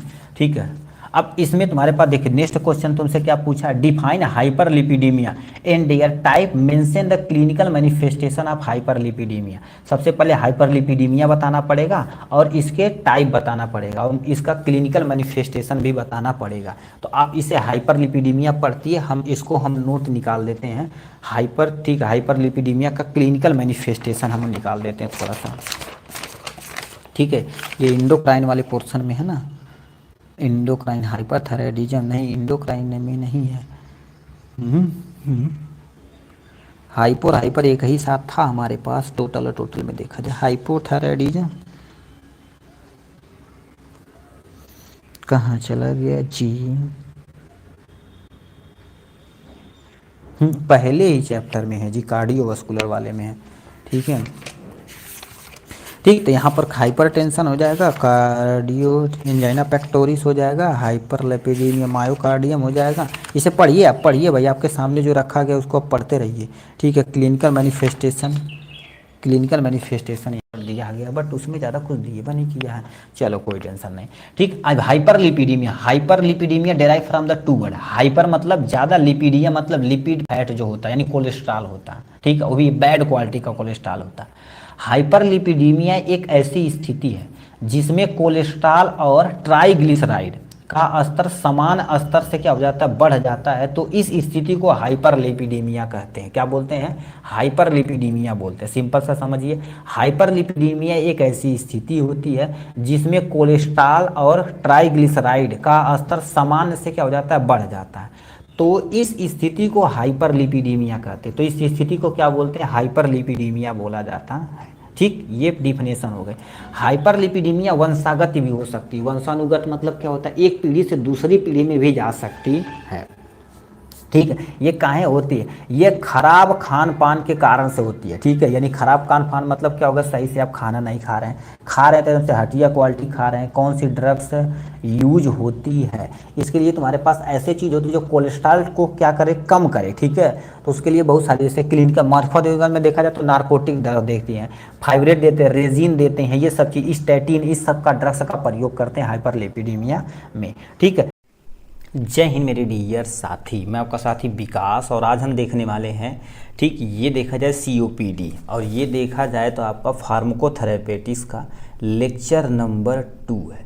इसके पहले लेक्चर नंबर हम कहाँ तक देख लिए थे, ठीक, कुछ टेक्निकल इशू होने के नाते खराबी आ गई थी, यहाँ तक देख लिए थे हाइपरलिपिडीमिया क्या होता है।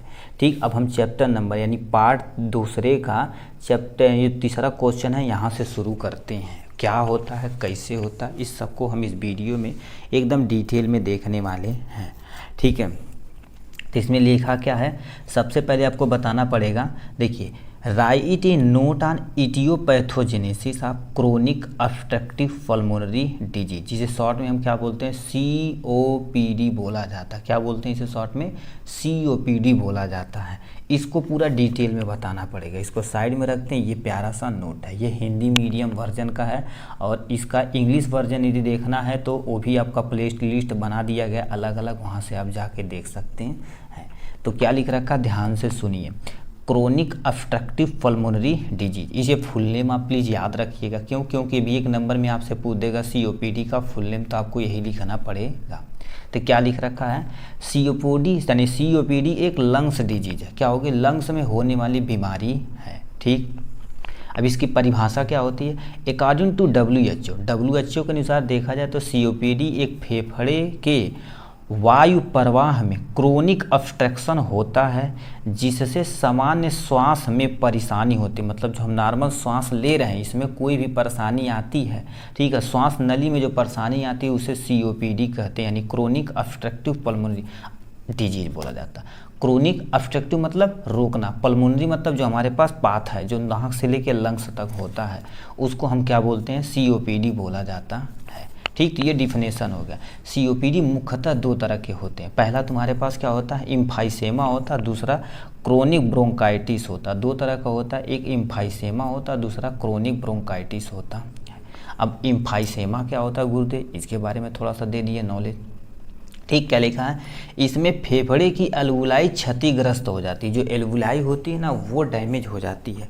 अलवुलाई कहने का मतलब क्या होता है, देखिए ध्यान से, कहने का मतलब हमारा, ठीक, ये हमारे पास देखिए एक्चुअल में हमारे पास ये नाक है, नाक से हमारे पास, यहाँ से हमारे पास विंड पाइप है और यहाँ से हमारे पास ऐसे लंग्स हो गया। ठीक है, ये हमारे पास क्या हो जाएगा, लंग्स हो जाएगा आपके बारे में यहाँ से, और ये इधर चलाएगा।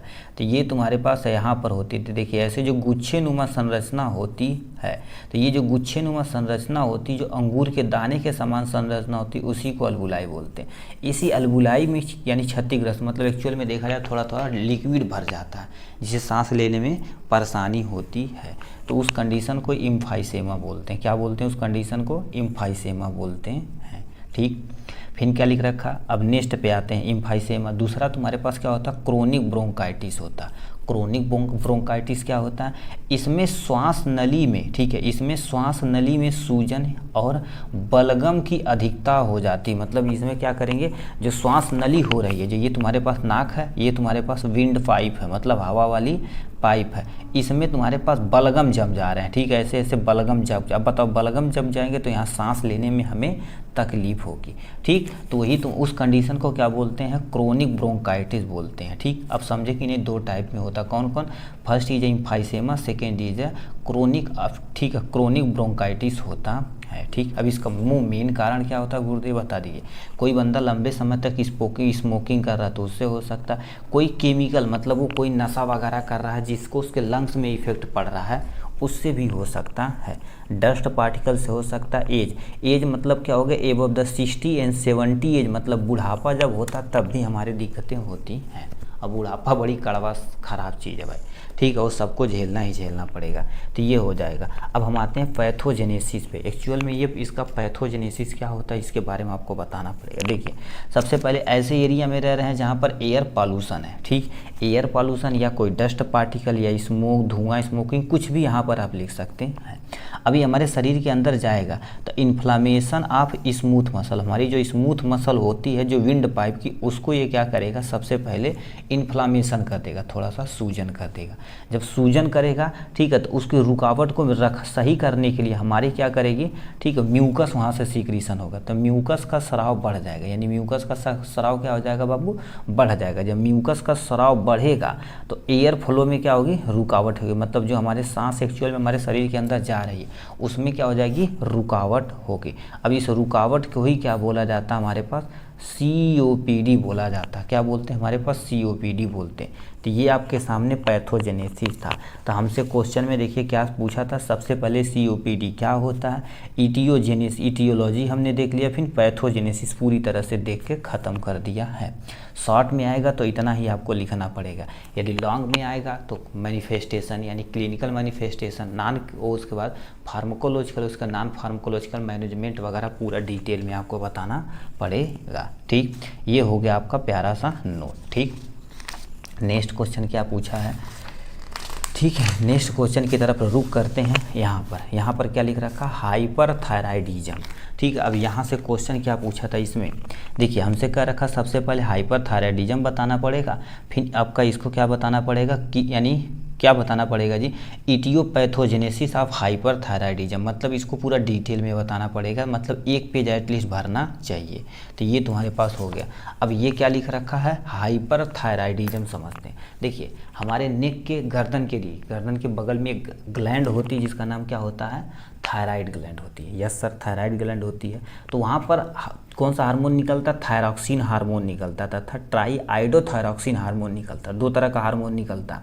ठीक, तो वो हार्मोन जब ज़्यादा अमाउंट में निकलता है, याद रखना, जब ज़्यादा अमाउंट में निकलता तो उसे हाइपरथायराइडिज्म बोलते हैं, यदि कम अमाउंट में निकलता तो उसे हाइपोथायराइडिज्म बोलते हैं। आप कुछ समझे कि नहीं, तो वही चीज़ बोला जा रहा था। क्या लिख रखा, हाइपरथायराइडिज्म एक ऐसी स्थिति है जिसमें थायराइड ग्लैंड द्वारा शरीर, ठीक है, देखो क्या कर देते, ग्लैंड द्वारा शरीर की आवश्यकता से अधिक हार्मोन का प्रोडक्शन या सिक्रीशन होने लगता है। अब देखो मतलब जितना हमारे शरीर को चाहिए उससे ज़्यादा होने, प्रोडक्शन उससे ज़्यादा होने लगता है, तो उस कंडीशन को ही क्या बोला जाता है, हाइपरथायराइडिज्म बोला जाता है। ठीक, अब थायराइड ग्लैंड से निकलने वाली हार्मोन का नाम तुम्हारे पास क्या होता है, थायरॉक्सिन, जिसे T4 के नाम से जानते हैं, और यानी ट्राई आइडो थायरॉक्सो, ठीक है, थायरॉक्सोनिन होता है, थायरॉक्सिन होता है, जिसे हम T3 के नाम से जानते हैं। क्या जानते हैं, T3 के नाम से जानते हैं। दो तरह का होता है, ट्राई आइडो थायरॉक्सिन जिसे T3 बोलते हैं, थायरॉक्सिन जिसे T4 बोलते हैं, जो यहाँ पर दिया गया हाइपरथायराइडिज्म में। अब हम आते हैं किस पे, इटियोलॉजी पे आते हैं, ठीक है, इसका कारण क्या होता है, ठीक है, इसके कारण पे आते हैं। सबसे पहले लिख रखा थायराइड ग्लैंड से हार्मोन की अधिक सिक्रीशन होना, मतलब जो हमारी थायराइड ग्लैंड है ना, उससे बहुत ज़्यादा हार्मोन की सिक्रेशन होने के नाते आपको क्या हो सकता है, हाइपरथायराइडिज्म हो सकता है। या अधिक मात्रा में आयोडीन खाने से, मतलब ऐसा चीज़ खा रहे हैं जिसमें आयोडीन की मात्रा ज़्यादा है, उससे भी आपको हाइपरथायराइडिज्म होने का चांस बन सकता है। ठीक, अब नेक्स्ट पे आते हैं हमारे पास पैथोजेनेसिस पे। पैथोजेनेसिस क्या दे रखा, सबसे पहले मान लेते हैं थायराइड ग्लैंड में कोई डिसऑर्डर होता है, कोई भी, चाहे डैमेज हो जाए या किसी कारण भी यानी थायराइड में दिक्कत हो रही, थायराइड ग्लैंड में दिक्कत हो रही है, जिससे थायरॉक्सिन हार्मोन की मात्रा क्या हो जाती है, अधिक निकल रही है। क्या कर रही है, देखिए सबसे पहले क्या कर रहे हैं, थायराइड ग्लैंड डिसऑर्डर हो रहा है, फिर थायरॉक्सिन हार्मोन का निकलना ज़्यादा हो जाएगा। अब बताइए ज़्यादा अमाउंट में निकलेगा तो ब्लड क्या करेगा, देखिए ध्यान से सुनिएगा, तो लिख रखा तुम्हारे पास ब्लड में TH हार्मोन लेवल बढ़ेगा, मतलब हमारे शरीर के अंदर जो थायरॉक्सिन हार्मोन है उसका बढ़ा होगा, ठीक है, थायराइड यानी थायरॉक्सिन हार्मोन बढ़ेगा। जब थायरॉक्सिन हार्मोन बढ़ेगा तो जाहिर सी बात, तो बंदे को क्या हो जाएगा, हाइपरथायराइडिज्म हो जाएगा। क्या हो जाएगा, उस कंडीशन में हाइपरथायराइडिज्म हो जाएगा। ठीक, तो ये होगा आपके सामने। नेक्स्ट में तुम्हारे पास लिखा क्लिनिकल मैनिफेस्टेशन। अब ये एक्चुअल में दिखेगा कैसे, उनका वेट लॉस होगा, वो पत्र सूखी हो जाएंगे, सूख कर एकदम से सुखंडी हो जाएंगे, ठीक, भूख बढ़ जाएगा, ठीक, बहुत ज़्यादा खाएंगे और अधिक पसीना होगा, तो समझ लो जो हाइपरथायराइडिज्म उन्हें हो चुका है। ठीक, ये हो गया। नेक्स्ट क्वेश्चन की तरफ रुक करते हैं। नेक्स्ट में दे रखा तुम्हारे पास अल्जाइमर डिजीज के बारे में। अब ये क्या दे रखा गुरुदेव, क्या दे रखा है, right 4 stage along with the symptoms of Alzheimer disease, मतलब इसके टोटल 4 स्टेज हैं, हर एक स्टेज को थोड़ा थोड़ा आपको एक्सप्लेन कर देना है। तो सबसे पहले अल्जाइमर डिजीज के बारे में समझते हैं क्या होता है। अल्जाइमर क्या होता है, जैसे अल्जाइमर देखा जाए तो हमारे सेंट्रल नर्वस सिस्टम को इफेक्ट करता है। आप भूल जाएंगे, ठीक है, भूल जाएंगे, या ऐसा बहुत ज़्यादा सोचेंगे बैठ के, अरे हम राजा हो गई, अरे हम पास हो गई, टॉप कर देली, ऐसा सोचेंगे, मतलब पढ़ेंगे कुछ नहीं, केवल सोचेंगे, ठीक है। तो ऐसी कंडीशन को समझ लीजिए तुम्हारे पास क्या बोलते हैं, अल्जाइमर डिजीज बोलते हैं। तो अल्जाइमर डिजीज क्या होता है, ध्यान से सुनिए क्या लिख रखा, अल्जाइमर डिजीज एक सेंट्रल नर्वस सिस्टम को अफेक्ट करने वाली, ठीक है, डिजीज़ नहीं, एक्चुअल में ड्रग्स नहीं है, यहाँ डिजीज होना चाहिए, ठीक है। यहाँ पर हमारे पास क्या हो जाएगी, डिजीज हो जाएगी। अल्जाइमर एक ऐसी बीमारी है जो सेंट्रल नर्वस सिस्टम को, यानी हमारी रीढ़ की हड्डी यानी स्पाइनल कार्ड और ब्रेन को क्या कर देती है, इफेक्ट करती है, ठीक। अल्जाइमर में व्यक्ति को सोचने समझने की क्षमता में गंभीर कमी आ जाती है, मतलब वो व्यक्ति सोच नहीं सकता सही से, ठीक है, बोल नहीं सकता, समझ नहीं सकता, उसमें गंभीरता आ जाती है, ठीक। नेक्स्ट में इसमें व्यक्ति धीरे धीरे अपनी याददाश्त, ठीक है, व्यक्ति धीरे धीरे अपनी याददाश्त, सोचने की क्षमता खोने लगता है, मतलब वो व्यक्ति क्या करेगा, धीरे धीरे अपनी याददाश्त को खो देगा, सोचने की क्षमता भी क्या कर देगा, वो ख़त्म कर देगा। तो ऐसी कंडीशन को हम अल्जाइमर डिजीज बोलते हैं। और अल्जाइमर का देखेंगे यानी स्टेज बड़ी तक ख़राब होता है, तो इसके 4 स्टेज होते हैं और हर एक स्टेज में थोड़ा थोड़ा एक्सप्लेन करना पड़ेगा। पहला देखा, कोई लक्षण नहीं दिखा, शुरुआती स्टेज है, मतलब छोड़े यानी सोचने पर थोड़ा प्रभाव पड़ता है, मतलब इन्हें कुछ बोला जाएगा तो थोड़ा सा हम सोचेंगे तुरंत बता देंगे, ठीक। तो ये भी एक पहला स्टेज है, ठीक। फिर स्टेज नंबर 2 आता है, ठीक है, देखिए ये स्टेज पहला, उसके बाद स्टेज आपका 2 आता है। स्टेज 2 में तुम्हारे पास माइल्ड अल्जाइमर डिजीज, मतलब थोड़ा बहुत याददाश्त दिखने लगता है, याददाश्त में कमी, थोड़ा बहुत यानी भूलने लगेंगे, योजना बनाने में कठिनाई, मतलब कोई चीज़ बनाना रहेगा, जैसे मान लेते बोल देंगे यहीं से कल गोरखपुर जाना, तो सोचेंगे गोरखपुर कैसी जावे हई हऊ, मतलब दुनिया भर का सोचेंगे, ठीक है। तो ये तुम्हारे पास क्या लिखा, याददाश्त में कमी यानी भूलना स्टार्ट हो जाएंगे, और योजना बनाने में आप क्या करेंगे, थोड़ा सा कठिनाई करेंगे, ठीक। तो समझिए ना, अल्जाइमर का दूसरा स्टेज है। उसके बाद स्टेज नंबर तुम्हारे पास क्या हो जाता है, 3 आता है। इसमें क्या होता है ध्यान में, इसमें फ्रेंड और परिवार को पहचानने में कठिनाई होती है, मतलब जो आपके फ्रेंड सर्कल में रहेंगे उनको सही से आप पहचान ही नहीं पाएंगे। कितना ख़राब है जी, ठीक, इसमें दिक्कतें होंगी, ठीक। दैनिक कार्यों जैसे कपड़े पहनना, नहाना आदि में क्या होगी आपको समस्या होगी, भूल जाएंगे, कपड़ावत रखना, कहीं रख देंगे ऐसी तैसी, पता नहीं चलेगा कहाँ रख दिए हैं। ठीक, तो ये तुम्हारे पास स्टेज नंबर 3 है। स्टेज नंबर 4 में तुम्हारे पास क्या होता है, गंभीर एल्जाइमर प्रॉब्लम होती, मतलब ये देखा जाए तो एकदम से पीक पे पहुंच चुकी, चरम सीमा पे। लिखा संवाद करने की क्षमता खो देते, मतलब बात उतना नहीं करेंगे, पूरा हमेशा हमेशा क्या रहेंगे, सदमे में रहेंगे। ठीक, चलने, ठीक है, और तुम्हारे पास निगलने जैसे शारीरिक लक्षण प्रकट होने लगेगा। ठीक, आप हमेशा हमेशा क्या करेंगे, बैठा नहीं करेंगे, कोई बोलेगा बैठने के लिए सही से बैठा नहीं करेंगे, घर पे रहेंगे तो उठ के दूसरे जगह जाएंगे, फिर दूसरे जगह जाएंगे, मतलब पागल की तरह बिहेव करेंगे। ठीक, तो ये अल्जाइमर की कंडीशन हो जाएगी। तो तुम्हारे पास अल्जाइमर में देखिए हमसे क्या पूछा था, सबसे पहले अल्जाइमर क्या होता है, इसके 4 स्टेज को थोड़ा सा एक्सप्लेन करना पड़ेगा। तो हमने क्या कर दिया, देखिए यहाँ से सबसे पहले हमने अल्जाइमर क्या होता है इसके बारे में बताया, और 4 स्टेज क्या होता है, इन चारों स्टेज के 1 स्टेज 2 3 और नीचे सबसे 4 दिया है। इस चारों स्टेज को अच्छे तरीके से हमने कवर कर लिया है। ठीक, ठीक, अब यहाँ पर नेक्स्ट क्वेश्चन पे आते हैं। नेक्स्ट में क्या दे रखा, ध्यान से सुनिए। कह दिया GERD क्या होता है। ठीक है, GERD क्या होता है इसको हम देखते हैं अच्छे तरीके से, जिसे हम क्या बोलते हैं, गैस्ट्रो आइसोफेजिया। भाई क्या हो रहा है जी, ठीक है। अब ये क्या होता है गुरुदेव, इनके बारे में हम अच्छे तरीके से बताते हैं। क्या लिख रखा, GERD। अब GERD देखा जाए तो क्या होता है, अब बताइए तो आप तुरंत बता देंगे। ठीक है, GERD देखा जाए गैस्ट्रो आइसोफेजियल, ठीक है, गैस्ट्रो आइसोफेजियल रिफ्लेक्स डिजीज होता, क्या होता बाबू, रिफ्लेक्स डिजीज होता है। ठीक, तो क्या लिख रखा, आप ध्यान से समझिए इनके बारे में। क्या लिख रखा, यानी GERD एक ऐसी स्थिति है जिसमें पेट का एसिड रिफ्लेक्स होकर आइसोफेगल की दीवार पर जलन उत्पन्न करता। कहने का मतलब क्या होता, देखिए ये हमारे पास, ठीक है, ये हमारे पास मुख है और ये हमारे पास क्या होगा, आइसोफेगल, और यहाँ पर हमारे पास क्या होती है, ऐसे पेट प्रेजेंट है। ठीक है, ये हमारे पास पेट प्रेजेंट है।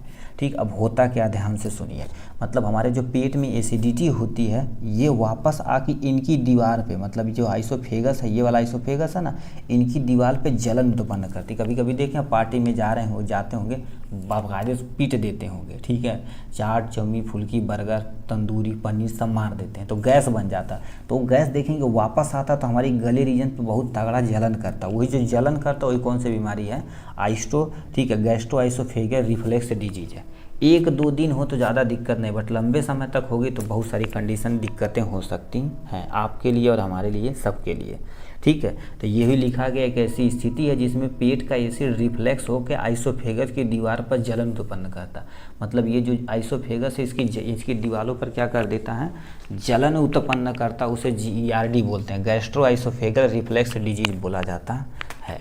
ठीक, अब इसका मेन कारण क्या होता है, लिखा एक्सेसिव एब्डोमिनल प्रेशर, मतलब एब्डोमिनल प्रेशर पे ज़्यादा रहता तब, जंक फूड आप लंबे समय से खा रहे हैं तब, हाइपर एसिडिटी होने के कारण से हो सकता है। मतलब हाइपर एसिडिटी मतलब आपके पेट में लंबे समय से एसिडिटी की प्रॉब्लम है तब हो सकता है, या कोई ऐसा चीज़ खा लिए जैसे एलर्जन हो रहा तो वो बार बार वापस जाना चाह रहा, उसके कारण से आपको GERD कंडीशन हो सकती है। ठीक, नेक्स्ट में हमें क्या लिखना पड़ेगा, पैथोजेनेसिस आपके लिखना पड़ेगा। क्या लिखेंगे, पैथोजेनेसिस के बारे में।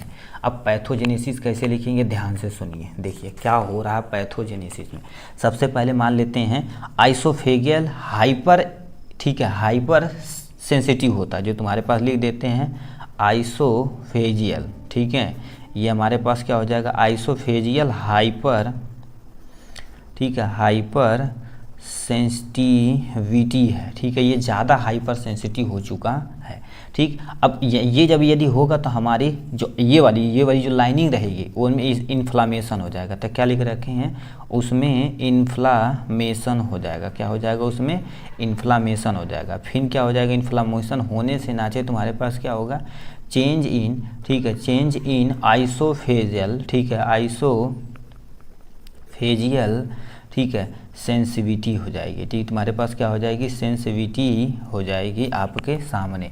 फिर क्या हो जाएगी, जिससे हमारे पास जो भी यहाँ पर वाल रहती है, देखिए याद, यहाँ पर जो वाल रहती है वो क्या हो जाएगी, धीरे धीरे डैमेज हो जाएगी, मतलब वीक, कमज़ोर पड़ जाएगी। तो यहाँ पर लिखेगा वीकनेस ऑफ, ठीक है, यहाँ से क्या हो जाएगा, एक्चुअल में वीकनेस हो जाएगी। ठीक है, वीकनेस हो जाएगी, या तुम्हारे पास क्या हो जाएगी, रिलैक्स हो जाएगी। कौन कौन, LES है। ठीक है, ये ऊपर की तरफ जाने लगेगा। अब ये जब होगा तो उस पर्सन को समझ लीजिए GERD कंडीशन हो चुका है। तो ये पैथोजेनेसिस हो गया। दोबारा समझिए क्या लिखा।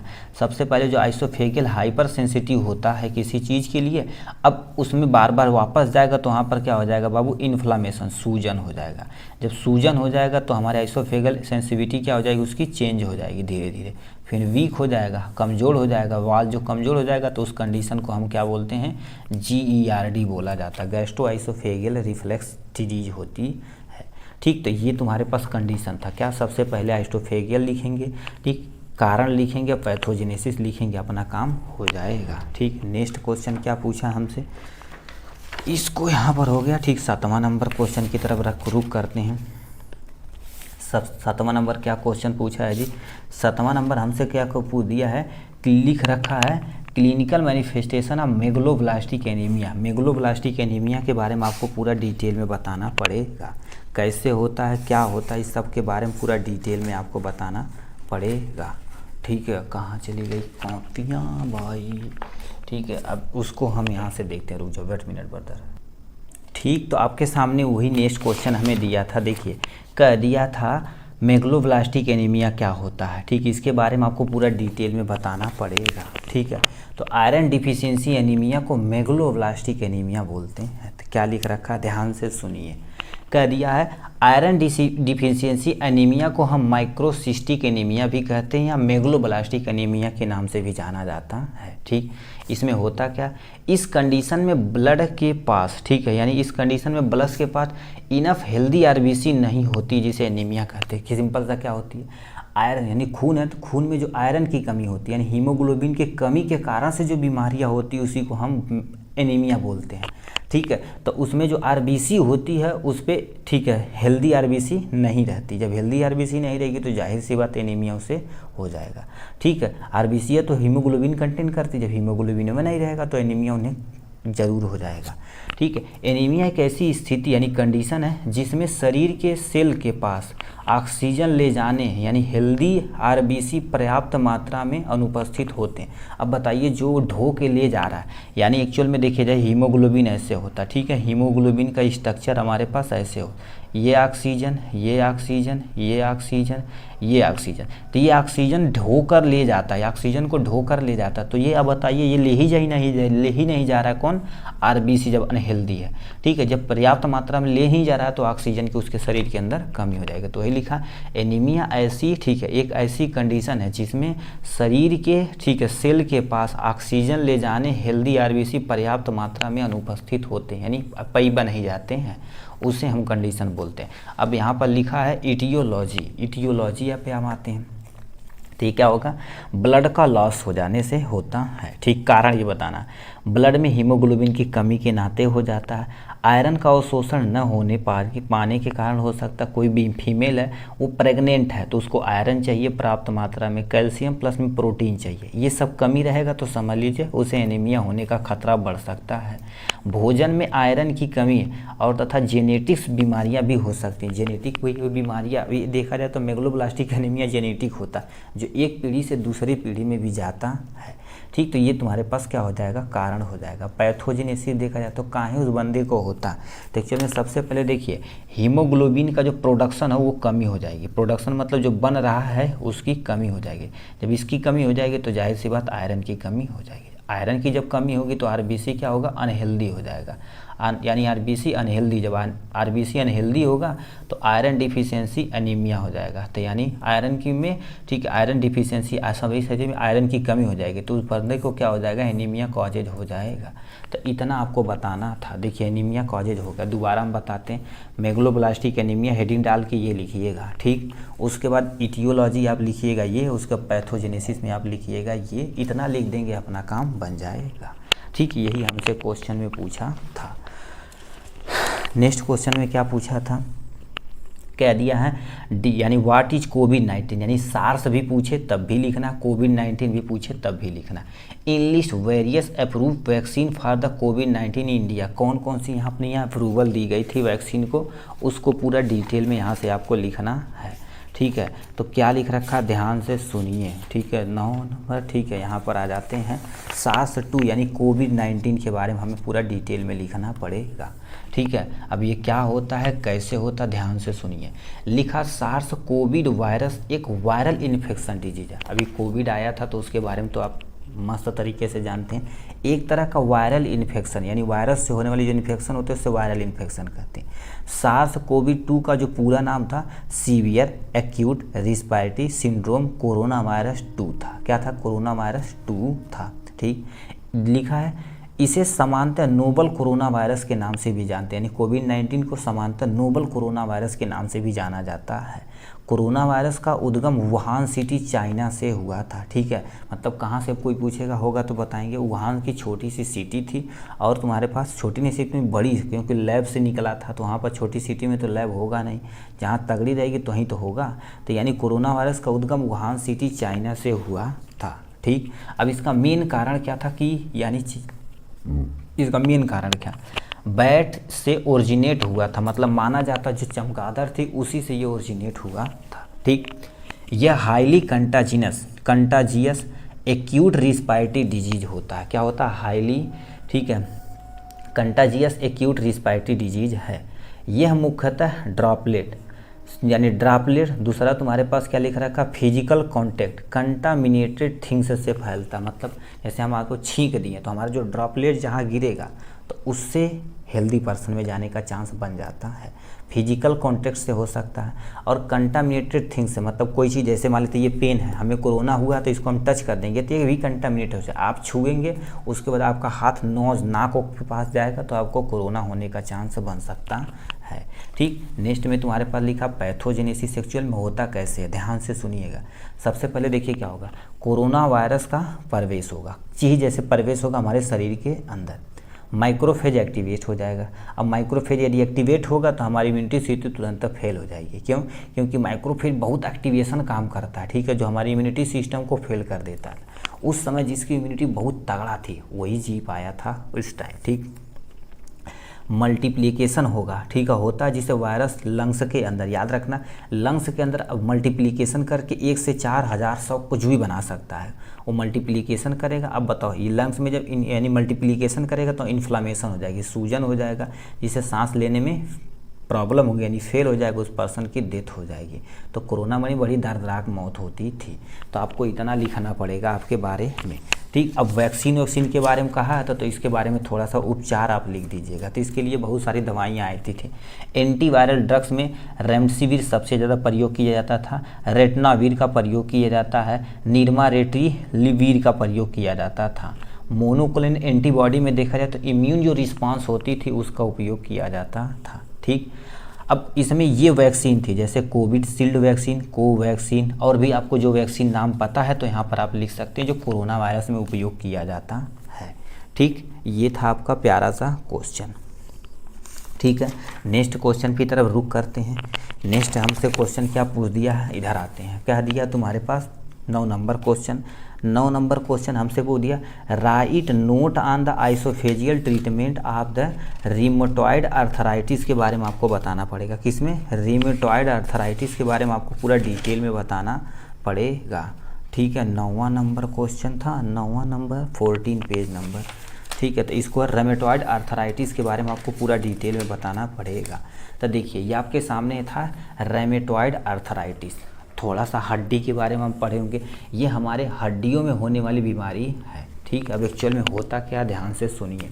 लिखा रेमेटॉइड आर्थराइटिस एक chronic inflammation muscular disorder disease है, मतलब हमारे शरीर के अंदर जैसे क्रोनिक इन्फ्लामेशन सूजन हो जाएगी, मस्कुलर डिसऑर्डर था, ठीक है। और ये मुख्यतः ज्वाइंट और कनेक्टिव टिश्यू को इफेक्ट करता था, मतलब जहाँ जहाँ ज्वाइंट जैसे जैसे इस वाले रीजन पे, ठीक है, ये जो सबसे ज़्यादा इफेक्ट करता था, ठीक। अब ये 3 तरह के होते हैं, क्या होते हैं ये समझे कि नहीं। रेमेटॉइड आर्थराइटिस, सिंपल सा आर्थराइटिस क्या होती है, एक ऐसी बीमारी होती है जो हमारे गठिया रोग होता है, गठिया रोग अलग होता है, गांठों में यानी ज्वाइंट में और कनेक्टिव टिश्यू में क्या हो जाएगी, क्रोनिक इन्फ्लामेशन हो जाएगी, और मस्कुलर डिसऑर्डर, वहाँ पर मसल बहुत तगड़ा दर्द करेंगे, ठीक। तो ये तुम्हारे पास टाइप दिया गया है यहाँ से कितने तरह के होते हैं। Sero positive rheumatoid arthritis, sero negative rheumatoid arthritis, और जुवेनाइल रेमेटॉइड अर्थराइटिस हो जाए, हम RA से रिप्रेजेंट करते हैं। पहले ये समझते हैं सेरोपॉजिटिव रेमेटॉइड्स अर्थराइटिस क्या होता है। ये मुख्यतः हमारे ब्लड में एंटीबॉडी पर अटैक करके सूजन करने थे, जिसे जॉइंट में, मतलब एक्चुअल में देखा जाए तो जॉइंट वाले रीजन पे क्या कर देते हैं, बहुत तगड़ा ये सूजन करते हैं। ठीक, नेक्स्ट में सीरो निगेटिव में तुम्हारे पास इसे एंटीबॉडी एब्सेंट होती है, इसमें एंटीबॉडी पर अटैक होता था ना, इस पर होबा नहीं करती, क्योंकि देखो निगेटिव मतलब होबा नहीं करती है। जुवेनाइल रीमो अर्थराइटिस देखा जाए तो ये मुख्यतः 16 साल से नीचे बच्चों में देखने को मिलता है। ठीक, जो छोटे बच्चे होते हैं उसमें देखने को मिलता है, यदि वो प्रॉपर देख रेख के अंतर्गत नहीं है तब होता है। ठीक, अब इसका कारण, मेन कारण क्या होता है, इसके बारे में आपको यानी यहाँ पर लिखना पड़ेगा। मेन कारण तुम्हारे पास क्या लिख रखा है, और फार्माकोलॉजिकल मैनेजमेंट भी हमें दिखाना पड़ेगा, क्योंकि हमें यहाँ पूछा है। देखिए, इसका जेनेटिक फैक्टर होता है, ठीक, और इन्वायरमेंटल भी हो सकता है। कैसे एरिया में जहाँ पॉल्यूशन ज़्यादा, खान पान खराब हो, उससे हो सकता है। एबनॉर्मल इम्यूनिटी, मतलब जो कि इम्यूनिटी है एबनॉर्मल है, सही से वर्क नहीं कर सकती है। ट्रामा, मतलब कहीं चोट लग जाए, शॉक लग जाए, जर्क हो जाए, या हार्मोनल लेवल से हो सकता है। ठीक, तो ये इंट्रोडक्शन था रेमेटॉइड अर्थराइटिस। हमसे पूछा फार्माकोलॉजिकल ट्रीटमेंट, दवा के द्वारा तुम कैसे ट्रीट कर सकते हो, तो उसमें हमें दवा के बारे में लिखना पड़ेगा, दवा का नाम वगैरह। तो इसके लिए बहुत सारी दवाइयाँ आती है, DMARD यानी डी, इसमें कौन सी चीज़ है, मॉडिफिकेशन एंटी रेमेटॉइड ड्रग्स दी जाती है। जैसे तुम्हारे पास मेथोट्रैक्जेट, और तुम्हारे पास ये दवा का नाम है। और नेक्स्ट में तुम्हारे पास ये सब नहीं इतना याद रहेगा, दवा का नाम याद रख लेना। ठीक है, तो ये तुम्हारे पास मेथोट्रैक्जेट हो जाएगा, मेफ्लोनोमाइड हो जाएगा। अब इसमें नेक्स्ट में non steroidal anti inflammatory drugs दी जाती है, जिससे आइबुप्रोफेन हो जाएगा, डाइक्लोफेनेक हो जाएगा। ठीक, नेक्स्ट में तुम्हारे पास स्टेरॉयड, जिसे हम क्या बोलते हैं, प्रेडनिसोलोन हो जाएगा। ठीक है, और तुम्हारे पास कुछ बायोलॉजिकल एजेंट होते हैं, और बहुत सारे क्रीम होगा, स्प्रे होगा, इसका भी प्रयोग किया जाता है इसको सही करने के लिए। जैसे अभी ओमनी जेल हो गया, मतलब डाइक्लोफेनेक जो होता है स्प्रे के फॉर्म में आता है, वो दिया जाता है। ठीक, नेक्स्ट में तुम्हारे पास क्वेश्चन में क्या पूछा है जी, साइकोसिस क्या होता है, क्लिनिकल मैनिफेस्टेशन ऑफ साइकोसिस के बारे में आपको बताना पड़ेगा पूरा डिटेल में। अब इसके बारे में हम आपको डिटेल में बताते हैं साइकोसिस क्या होता है। ठीक, तो आपके सामने ये रहा साइकोसिस का प्यारा सा नोट के बारे में, इसको सबको साइड में करते हैं। ठीक है, साइकोसिस के बारे में आपको पूरा डिटेल में बताना पड़ेगा। ठीक है भाई, थोड़ा सा इधर हो जाए। क्या पूछा था साइकोसिस में हमको, क्वेश्चन जरा इधर लाना तो। ठीक है, साइकोसिस में क्या पूछा है, साइकोसिस क्या होता है, क्लिनिकल मैनिफेस्टेशन, मतलब क्या लक्षण दिखेंगे। ठीक है, इसको क्लिनिकल मैनिफेस्टेशन बताना पड़ेगा। तो लिखा साइकोसिस क्या होता है, स्टेट क्लिनिकल मैनिफेस्टेशन ऑफ साइगर, क्लिनिकल मैनिफेस्टेशन, हाँ, जो तुम्हारे पास ऊपर से दिखता है कि कैसे एक्चुअल में जानोगे ये हो गया है। तो इसका कारण भी थोड़ा सा लिख देंगे। ठीक है, कारण भी लिख देंगे तो उससे काम हो जाएगा। देखिए, सबसे पहले लिख रखा साइकोसिस क्या होता है। साइकोसिक एक मानसिक बीमारी होती, क्या होती है, साइकोसिक एक मानसिक बीमारी होती है जिसमें व्यक्ति रियलिटी से कांटेक्ट लॉस कर देता, मतलब रियलिटी देखा जाए, जैसे कहते हैं रियलाइज भाई हमारी ज़िंदगी में हो रहा, वो सब जन्म नहीं करेगा क्या हो रहा, मतलब हमेशा गम में ही डूबा रहेगा। साइकोसिस से व्यक्ति भ्रम और असंगत सोच और व्यवहार की समस्या ठीक हो सकती, मतलब उस बंदे के पास देखा जाए तो भ्रम में रहेगा हमेशा, वो सोचेगा हमारे पास कोई अगल बगल कुछ भी नहीं है, मतलब आशा खो देगा। ठीक, अब यहाँ से हम आते हैं किस पे, यानी इटियोलॉजी पे आते हैं। क्या क्या कारण हो सकता, मतलब वो लंबे समय से यदि अल्कोहल ले रहा है तो उसके कारण से हो सकता है।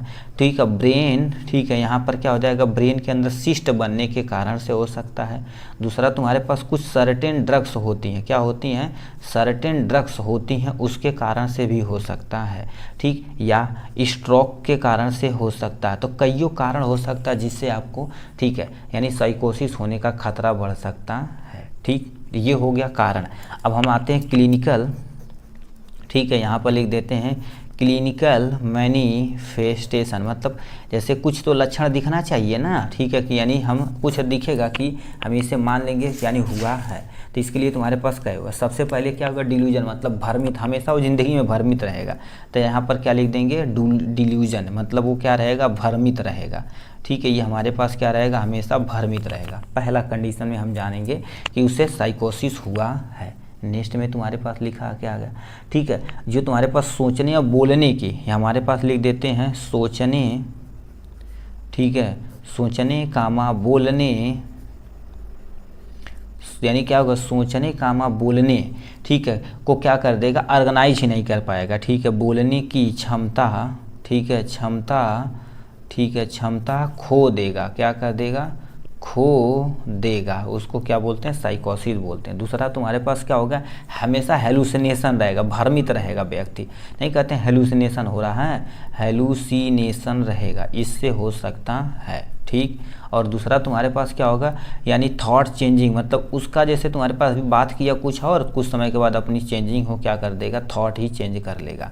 तो ये कारण हो सकता है। ठीक, तो यानी क्लिनिकल मैनिफेस्टेशन में ये हो सकता है। साइकोसिस क्या होता है, एक तरह की मानसिक बेईमानी होती है। इसमें बंदा जिसको होता है वो रियलिटी को लॉस कर देता है, वो हमेशा भ्रमित रहता है, वो सोचता हमारे साथ कुछ भी कोई बंदा खड़ा नहीं है। इसका मेन कारण वो अल्कोहल लंबे समय से ले रहा है, ब्रेन में सिस्ट बन गया किसी चोट ट्रामा केस में। ठीक, कुछ सर्टन ड्रग्स लंबे समय से खा रहा है, उसके स्ट्रोक हो गया, उससे स्ट्रेस ले रहा है, उससे हो सकता है। क्लिनिकल मैनिफेस्टेशन डिल्यूजन हो जाएगा, सोचने तथा बोलने की क्षमता खत्म हो जाएगी, हेलुसिनेशन होगा तथा थॉट चेंजिंग, उसकी चेंज यानी जो थॉट रहेगी वो क्या हो जाएगी बाबू, चेंज हो जाएगी। तो ये कईयों कारण हो सकता है। ठीक, नेक्स्ट में तुम्हारे पास क्या लिख रखा है, डिस्मेनोरिया के बारे में दिया है। अब ये देखा जाए तो एक सेक्सुअल ट्रांसमिटेड डिजीज़ है। सेक्सुअल ट्रांसमिटेड जी नहीं कि वुमेन में होने वाली डिजीज़ है। तो सबसे पहले क्या करना पड़ेगा, short note on the dysmenorrhoea, dysmenorrhoea के बारे में शॉर्ट नोट लिखना पड़ेगा। तो डिस्मेनोरिया क्या होती है, देखा जाए फीमेल में मेंस्ट्रुअल साइकिल आता है। ठीक, यस सर। तो मेंस्ट्रुअल साइकिल जब बहुत दर्दनाक पूर्वक होता, बहुत दर्दनाक होता, तो उस कंडीशन को हम डिस्मेनोरिया बोलते हैं। तो क्या लिखा, डिस्मेनोरिया एक स्थिति है जिसमें फीमेल को लिखा पीरियड, जो तुम्हारे पास यमसी आता है, यमकी के दौरान तीव्र पेट दर्द के साथ ब्लीडिंग होगी। मतलब उनका जो तुम्हारे पास जब मेंस्ट्रुअल साइकिल आएगी ना तो ब्लीडिंग होगी, बहुत तगड़ा पेट दर्द करेगा, नॉर्मल से ज़्यादा करेगा, तो उस कंडीशन को डिस्मेनोरिया बोला जाता है। पेनफुल मेंस्ट्रुअल साइकिल से वुमेन को डे बाय डे गतिविधियों में क्या होगी, थोड़ा सा कठिनाई। क्यों, क्योंकि देखा जाए तो वो बहुत ही कष्टदारी होता है। ठीक है, अब बताओ कष्ट सहेंगे तो डे बाय डे उनकी जो तुम्हारे पास गतिविधियां हैं, जो उनका नॉर्मल फंक्शन हो, धीरे धीरे क्या हो जाएगा, उसमें कठिनाइयाँ होती चली जाएंगी। तो ये डिस्मेनोरिया का इंट्रोडक्शन था। डिस्मेनोरिया 2 टाइप के होते हैं, first is a primary dysmenorrhoea, second is a secondary dysmenorrhoea होता है। ठीक है, अब क्या लिख रखा है, ध्यान से सुनिए। लिखा प्राइमरी डिस्मेनोरिया क्या होता है, यह आमतौर में किशोरावस्था में, ठीक है, किशोरावस्था में लिखा पीरियड शुरू होने के कुछ सालों बाद होता है। जैसे कभी कभी अभी मान लेते हैं पीरियड शुरू हुआ है, ठीक, तो उसमें देखा जाए तो ओवरी से जो अंडा निकलता है ज़्यादा अमाउंट में निकलने लगता, तो बहुत तगड़ा दर्द करता। और जो लेडीज़ में पीरियड आता तो हफ्ते दिन तक साफ़ ही नहीं होगा, 10 दिन तक बेचारी परेशान रहेंगी। तो ऐसी कंडीशन को प्राइमरी डिस्मेनोरिया बोला जाता है। ठीक, उसका कारण क्या हो सकता है, यूट्रस की, ठीक है, स्थिति ठीक न होना, मतलब जो बच्चेदानी है उसको सही से न काम करना, या जो ओवरी है वही सही से नहीं काम करना। लॉक ऑफ एक्सरसाइज, वो केवल खा रही हैं, एक्सरसाइज प्रॉपर नहीं कर रही, इसलिए उनको प्रॉपर थोड़ा सा एक्सरसाइज वगैरह करना चाहिए। मेंस्ट्रुएशन एंजाइटी, चिंता रहेगी उनको इनके बारे में, तो उससे प्राइमरी डिस्मेनोरिया कॉज हो सकता है। सेकेंडरी डिस्मेनोरिया में क्या होता है, यह किसी अन्य स्त्री रोग संबंधी समस्या का कारण बन सकता है। ठीक, जैसे तुम्हारे पास पेल्विक एंडोमेट्रियोसिस, मतलब जो पेल्विक एंडोमेट्रियोसिस क्या होती है, जो इनकी लाइनिंग की एंडोमेट्रियम की लाइनिंग होती है वो धीरे धीरे डीजनरेट कर जाएंगी। ठीक है, और तुम्हारे पास लिखा पेल्विक अधेशन, मतलब जो तुम्हारे पास पेल्विक रीजन रहेगा, जो वो आइडिया जो हमारे पास एंडोमेट्रियम लाइनिंग है वो नीचे जो आज पेल्विक वाला रीजन रहेगा वैसे दब के, ठीक है, चिपक जाएगा, तो उससे दिक्कतें हो सकती है, क्योंकि जब खुलेगा तो बहुत तगड़ा ब्लीडिंग होगी और दर्द करेगा बहुत तगड़ा। ठीक है, तो ये था तुम्हारे पास टोटल हमने क्या क्या देख लिया, सब कुछ डिटेल में देख लिया है। ठीक है, अब हम क्या करेंगे, पार्ट ए पार्ट बी दोनों को हम कंबाइन करके एक ही बार में, ठीक है, अपलोड कर देंगे। अब पार्ट सी की तरफ उपयोग हम रुक करते हैं। क्या लिख रखा है, द एंजाइना विच द, ठीक है, proved by physical excretion in emotion stage, उसको क्या बोलते हैं, स्टेबल एंजाइना बोलते हैं। क्या लिख रखा है, ठीक, कहाँ लिख रखा है, stable angina is the correct option हो जाएगा। Cardiovascular disease is generally term use for the condition effective the, cardiovascular में सबसे पहले हार्ट और हार्ट वेसल क्या होता है, सबसे ज़्यादा इफेक्ट होता है। ठीक है, तो यहाँ पर दे रखा सी वाला ऑप्शन क्या हो जाएगा भैया, करेक्ट ऑप्शन हो जाएगा। ठीक है, रुक जाओ थोड़ा सा जूम कर देते हैं जिससे आपको थोड़ा सा दिखे, विजिबल हो अच्छे तरीके से हैं। ठीक, कुछ फर्क नहीं पड़ने वाला है जी। ठीक है, रुक जाओ भाई, रिकॉर्डिंग हो रहा है कि नहीं यार, सब गड़बड़ा रहा है इस टाइम। ठीक है, next mast cell stabilise use in the asthma. Mast cell में तुम्हारे पास जो स्टेबलाइज करने के लिए किस किस दवा का प्रयोग करते हैं, पहले दे रखा है टर्बुटालिन का, या सोडियम क्रोमोग्लिकालेट का, या पेडनिसोलोन का, या मेंटुलाकॉस्ट का। तो मेंटुलाकॉस्ट का उपयोग किया जाता है। नेक्स्ट में क्या लिखा, वेट लॉस, रैपिड चेंज, ठीक है, rapid change heart rate, heat sensitive are likely symptom of. ये सब देखा जाए तो जो वेट लॉस होता है, अभी बोले हाइपरथायराइडिज्म में वेट लॉस होता है, तो हाइपरथायराइडिज्म करेक्ट ऑप्शन हो जाएगा। नेक्स्ट में लिखा तुम्हारे पास ट्रिमर्स, रिजनिंग, और तुम्हारे पास ब्रैडी का यानी लिखा ब्रैडिकाइनेसिया, ठीक, आर द सिम्टम्स ऑफ, किसका सिम्टम हो, पार्किंसन डिजीज का सिम्टम्स है, लिखा है। नेक्स्ट में वेरफारिन बिलोंग टू क्लास ऑफ, मतलब वेरफारिन किस कैटेगरी के आता है, एंटी कोगुलेंट कैटेगरी के आता है, जो कोगुलेशन में, जो ब्लड को थक्का बनाने में मदद करता है। तो सी वाला ऑप्शन सही हो जाएगा। Adult dose of the alprazolam helicobacter the eradication therapy twins day, मतलब दिन भर में कितना खा सकता है, कम से कम 20 mg खा सकता है, तो इस पर सही कर देंगे। हीटल हेरिन यानी हीटल हेरिनिया, ये रिस्क फैक्टर एसोसिएटेड विथ, क्या कहते हैं, गैस्ट्रो आइसोफेगल रिफ्लेक्स डिजीज को ये क्या कर देता है, ए फैक्टर में का वर्क करता है। ठीक, ये हो जाएगा। अब हम आते हैं नेक्स्ट की तरफ चलते हैं। नेक्स्ट में क्या दे रखा है, life span of RBC. RBC की एक्चुअल में लाइफ कितनी थी, 100 से लेके 120, तो लास्ट डे माना जाता है, तो 120 करेक्ट मारेंगे, 100 भी मारेंगे तभी कोई टेंशन नहीं है। Syphilis is a causes by, syphilis किससे होता है, टिपनोमा प्लेडियम से होता है, टिपनोमा प्लेडियम से होता है, तो इस पर टिक मार देंगे। फिर क्या लिख रखा है, पियोलेयो, ठीक है, pyelonephritis in the inflammation of, nephritis का हुआ तो किडनी होगा, तो लीवर नहीं होगा। ठीक है, osteoarthritis is also known as, उसको क्या बोला जाता है, डीजेनरेटिव जॉइंट डिजीज बोला जाता है, या यानी डीजेनरेटिव आर्थराइटिस बोलते हैं। तो ये वाला ए और बी दोनों सही है। फंगल निमोनिया किससे होता है, फंगल निमोनिया तुम्हारे पास कंटाजिनियस डिजीज है, मतलब खतरनाक टाइप में डिजीज होती है। 14 नंबर क्या क्वेश्चन पूछा है, the skin cell pile up on the surface of the skin before they are the mature, the condition is called है, उसे क्या बोलते हैं, सिरोसिस बोला जाता है। जैसे उसी कंडीशन में स्किन वाली डिजीज होती है, तो सिरोसिस करेक्ट ऑप्शन हो जाएगा। फर्स्ट लाइन ट्रीटमेंट फॉर एस्केबियस, एस्केबियस में फर्स्ट लाइन परमेथेरिन का प्रयोग किया जाता है, मतलब ये ऊपर से ही लगाया जाता है। अब नहीं खत्म होगा तो एंटीबायोटिक तथा कुछ जैसे हिस्टामिन हो गया, सिट्रिजिन हो गया, ये सब दवाइयाँ दी जाएंगी।